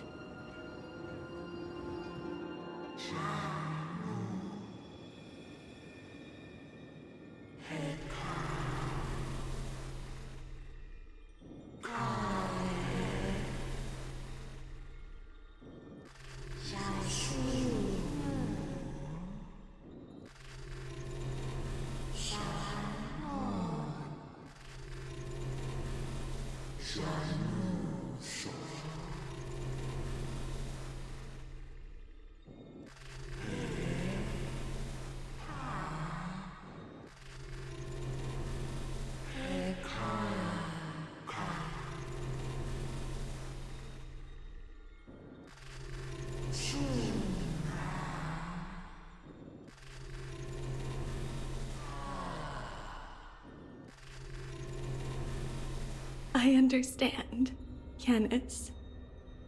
Thank you. Now, may you rest well.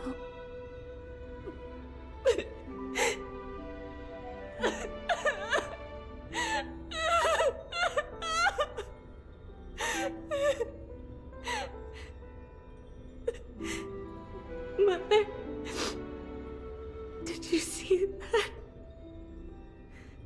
I have assumed my duty and stand ready to set out. We will step over the gods' corpses and wander among humanity, and thus we shall sweep apart Amphoreus' pitch-dark fog. May we... May the world follow the myriad paths trodden and reunite at the end of the west wind, where flowers bloom in spring. Mother, I shall see you tomorrow. Who dares lay hands on the core flame? Drop your weapon and surrender at once! I knew this would come. It's opening up! Move aside and get ready! The Holy Maiden?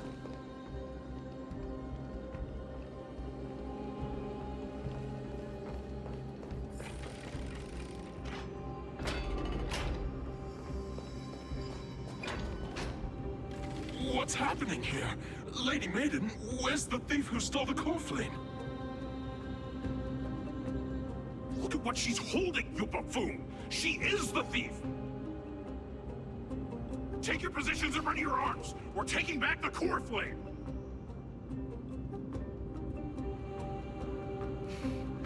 Bring it on! What? Come forth, loyal guards. At least do it properly. Pierce me in the chest. What are you scheming? This is your last chance. If anyone wants to earn a promotion and rise through the ranks, I'm right here. You all know who I am. Go ahead. However, if there's still any loyalty within you, step aside for the Holy Maiden. Otherwise, by the decree of the Holy City's Codex, anyone who dares to harm the Holy Maiden shall face execution! Captain, what should we do?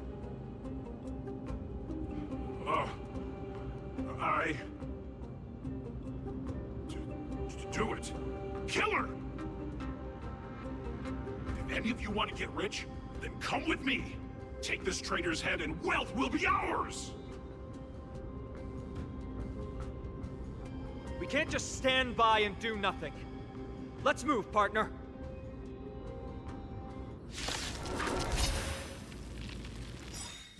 Pretty good crowd today.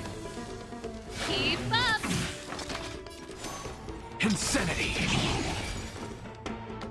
I choose you. Not bad. The show must be over. Time for an encore.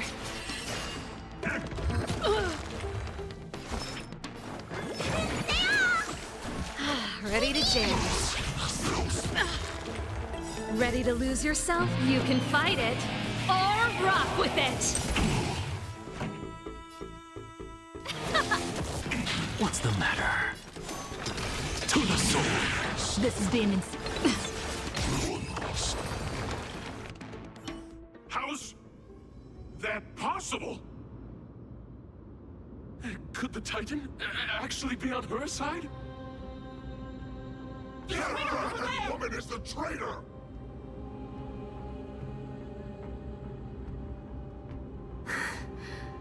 I should go. Let's keep up.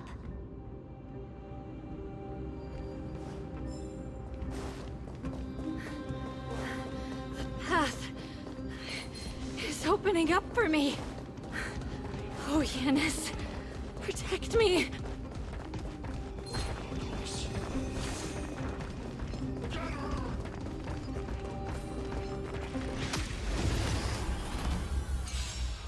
The Titan is on her side.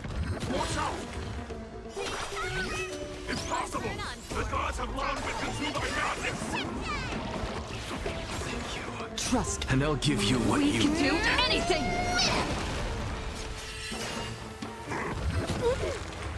This song's for you. Turn it up!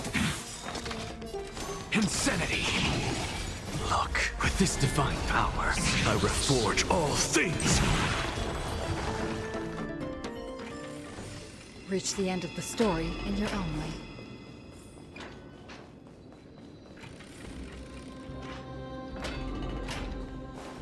The main path is likely well guarded. What do I do?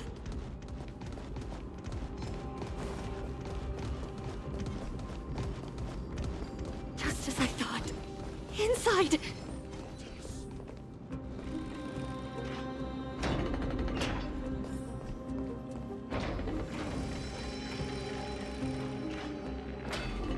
There are guards here too. Don't alert them.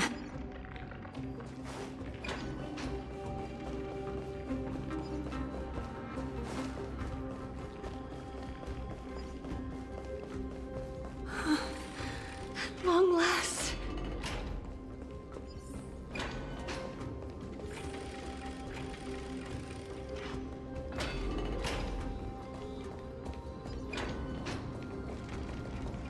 A creature of the Holy City Guards, but I'm already so close! This should be the last fight. We have to help her get through. But I don't get it. This has been puzzling me for a while now. Who has been aiding Trebios in her escape?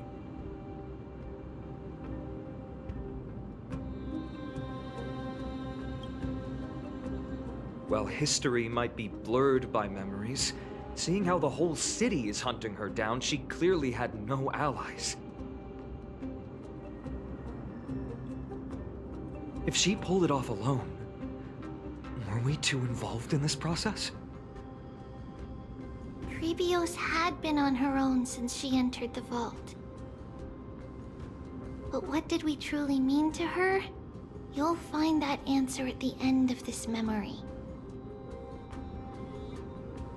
In that case, let's focus on the mission at hand now. Let's do this, everyone!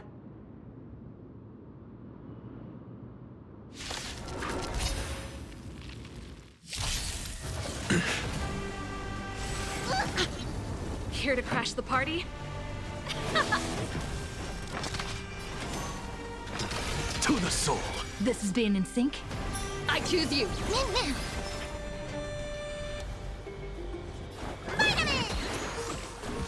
Ready to jam.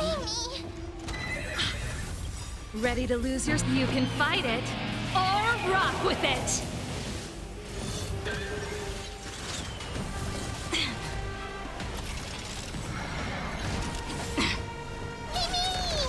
This song's for you. Let's rock! Insanity! Look, with this divine power, I reforge all things!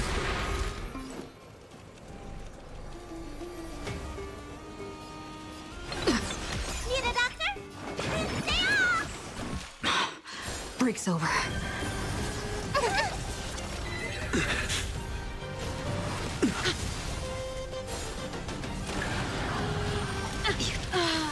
Dream us on over! Time for an encore. What's in your prescription? Mimi! Pretty good crowd today.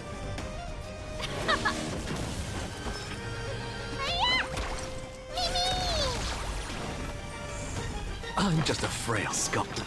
To the soul! Insanity!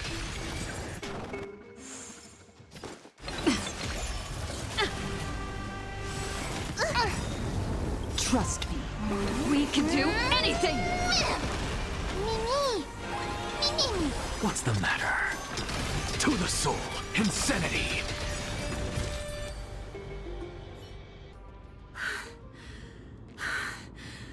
Finally, beyond this gate awaits a boundless world. This is where my journey begins. God of Passages, can you see me? I will complete the path that you started. No response after all. Yanis, may you have a good dream. I can't stay here much longer. It's time to leave. Well, looks like this is the end of the memory. Not yet. The question that has been puzzling you. She's about to reveal the answer. But nothing happened. What was making her or you hesitate at this moment? If she had known this flame-chased journey would proceed as the Titan foretold, bringing about great suffering and fatalities, including her own, would she still have chosen to walk through the gate and start her journey? I think the answer is already within you. And you've made your own decision. What? You can hear us? Not really. She can neither see nor hear us. Yet she knew that one day, someone would return to unveil this dust-covered memory. We can never know for sure who helped us back then.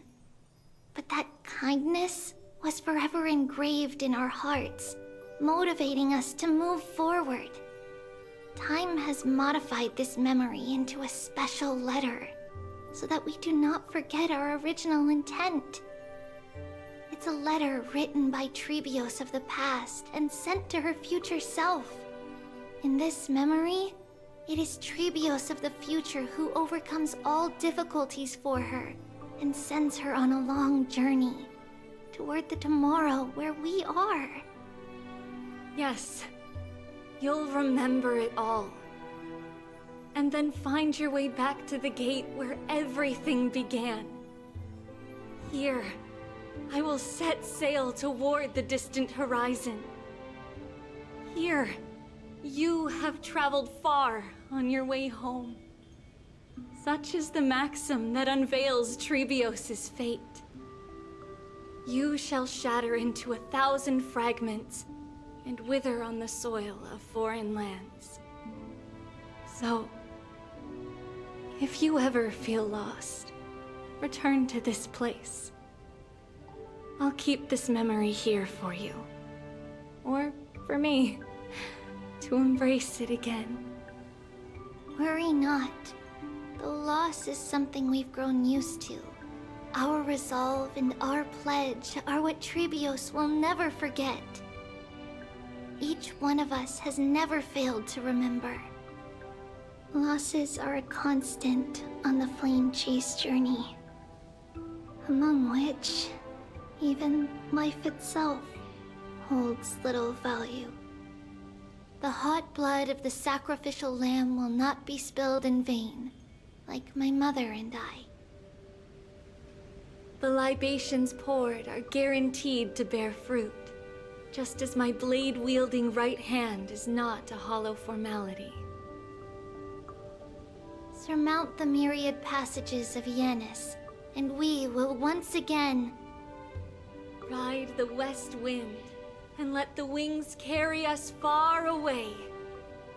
So, this is your answer? That's right. In the name of the three fates, I stand by my answer with no regrets. Now, with or without the gods' blessing, I run towards the world's agony. If I can truly pierce through the utter darkness, we will meet again at the end of the west wind, where flowers bloom in spring.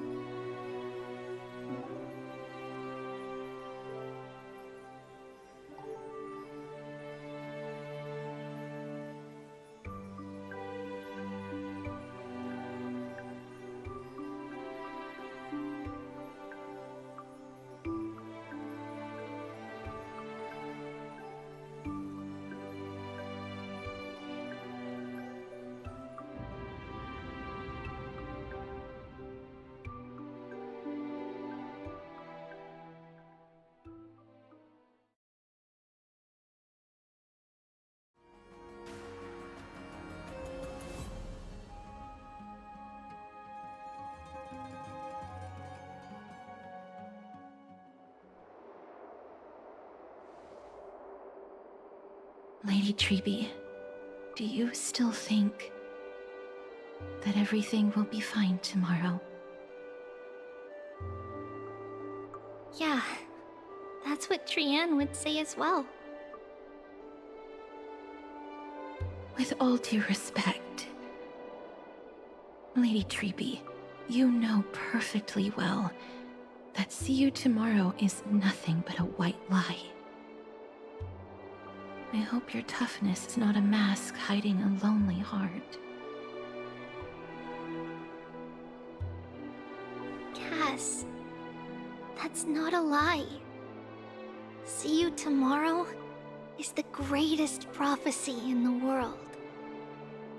Prophecy?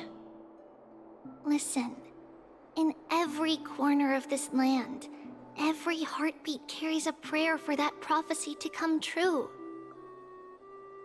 It may be that only a few heroes will bring tomorrow to the new world, but the prophecy of leading everyone to tomorrow belongs to all in Amphoreus.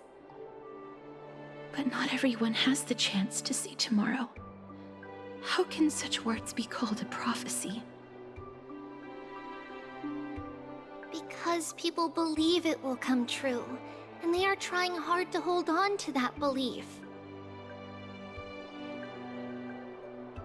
Even as the world teeters on the brink of collapse, everyone is pressing forward, longing to reach farther and move toward tomorrow. And that is why a holy maiden exists to lead the world toward tomorrow, and why Yanisopolis' prophecy unfolds as passages. Fate is not about the outcome, but the journey. It's not the flowers that bloom at the end of the road, but rather the paths that lead beyond the gate, where people tread toward the sea of flowers.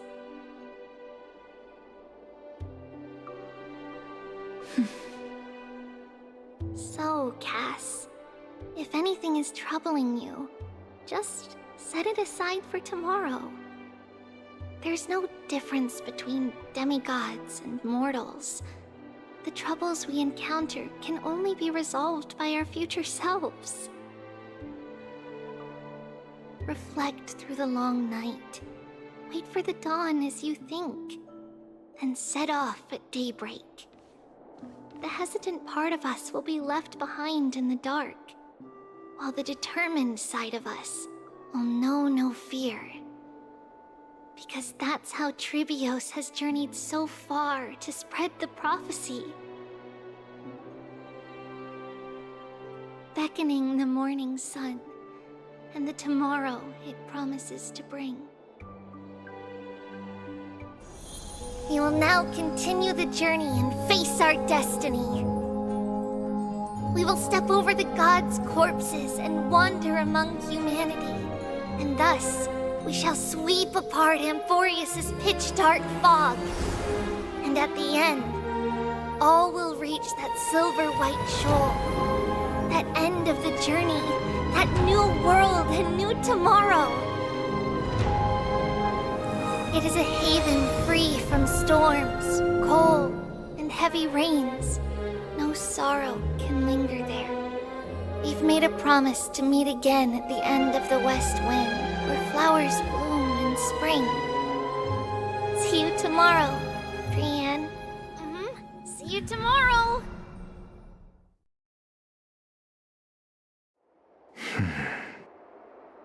Child of humanity, surely you are not waiting for the arrival of night. Nights do not fall upon Akama. That's why it's futile for you to wait here.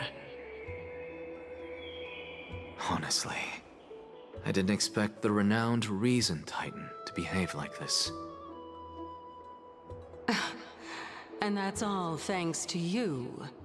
If your soul weren't as prickly as a hedgehog, I wouldn't have to act this way. If you were more accommodating, you wouldn't be opposing me all the time, and I could teach you more freely instead. It was you who insisted on implanting the core flame in me. Forget it.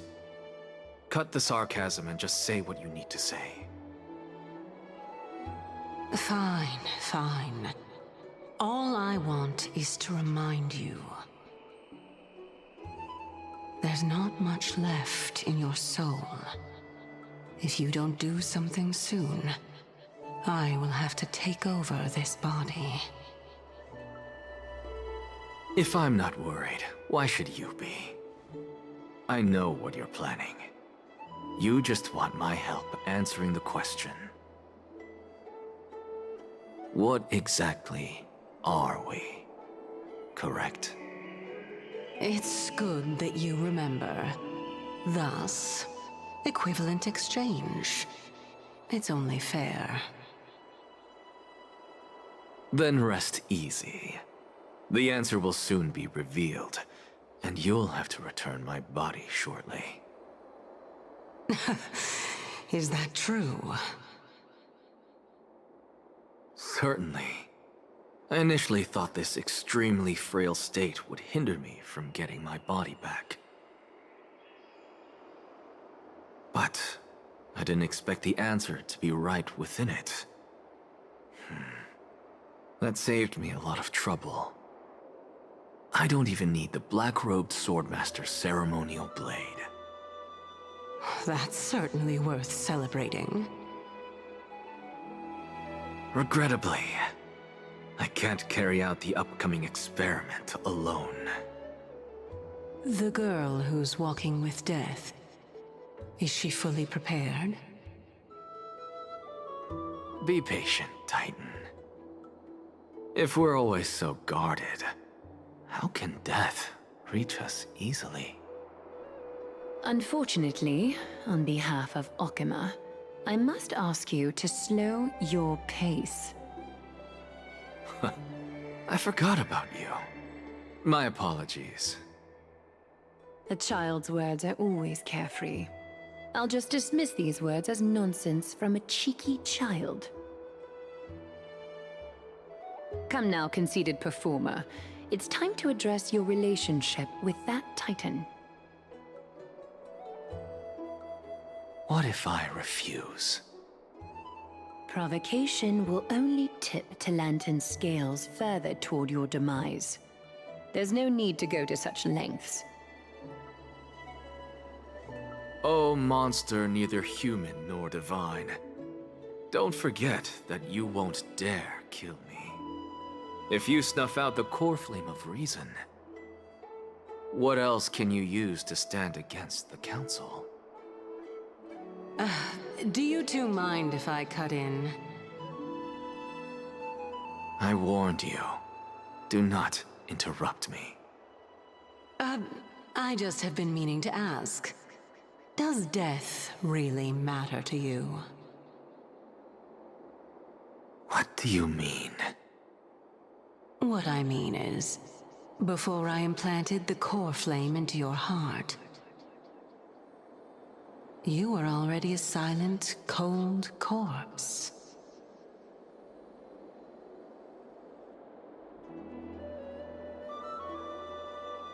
I'm back. Whew. Finally have a moment to catch my breath. Want to chat? It's unusual to see Mem isn't with you. Since they're not here, let me ask you. Are you really sure you want to take on the trial of Orynyx's core flame on behalf of the Chrysos heirs?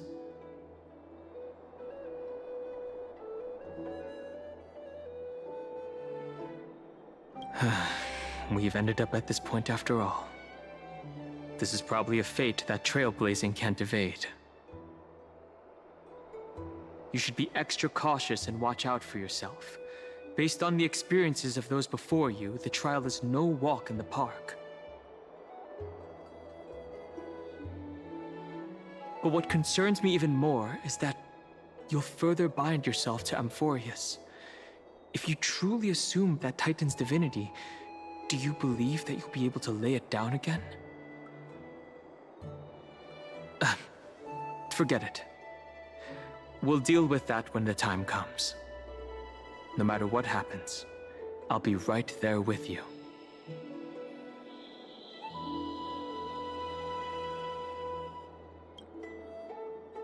I got held up by 2 people in guard uniforms and ended up missing Trian's farewell ceremony. They said they were messengers of the Council of Elders and wanted to verify my identity. But I suspect we've been on their radar for a while, and they only made their move when you and I got separated. The questions were quite specific, from how we arrived in Akama to our relationships with each Chrysos heir. They even asked about what we did in the market. Luckily, those pawns aren't the brightest. I managed to brush off most of their questions, so they'll probably leave us alone for a bit.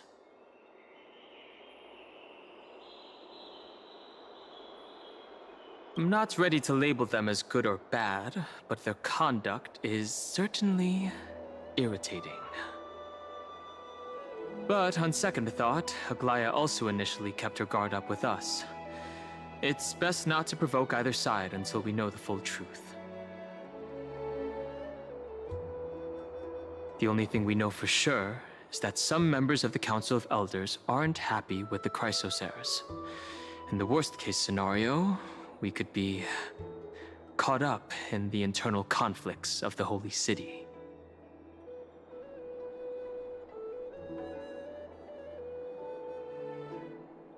If only we had more time to sort through the clues about the Black Tide. But now, the weather is the only lovely thing left. Let's take some more pictures. Huh? What's going on? Something wrong, Danhung? Oh. The memory card is full. I bet March and the others are pretty worried too.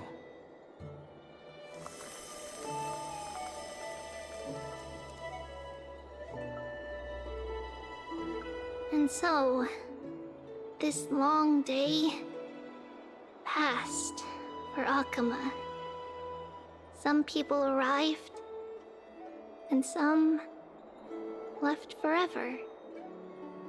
Just like every other day of this journey, where we, stumbling, move forward.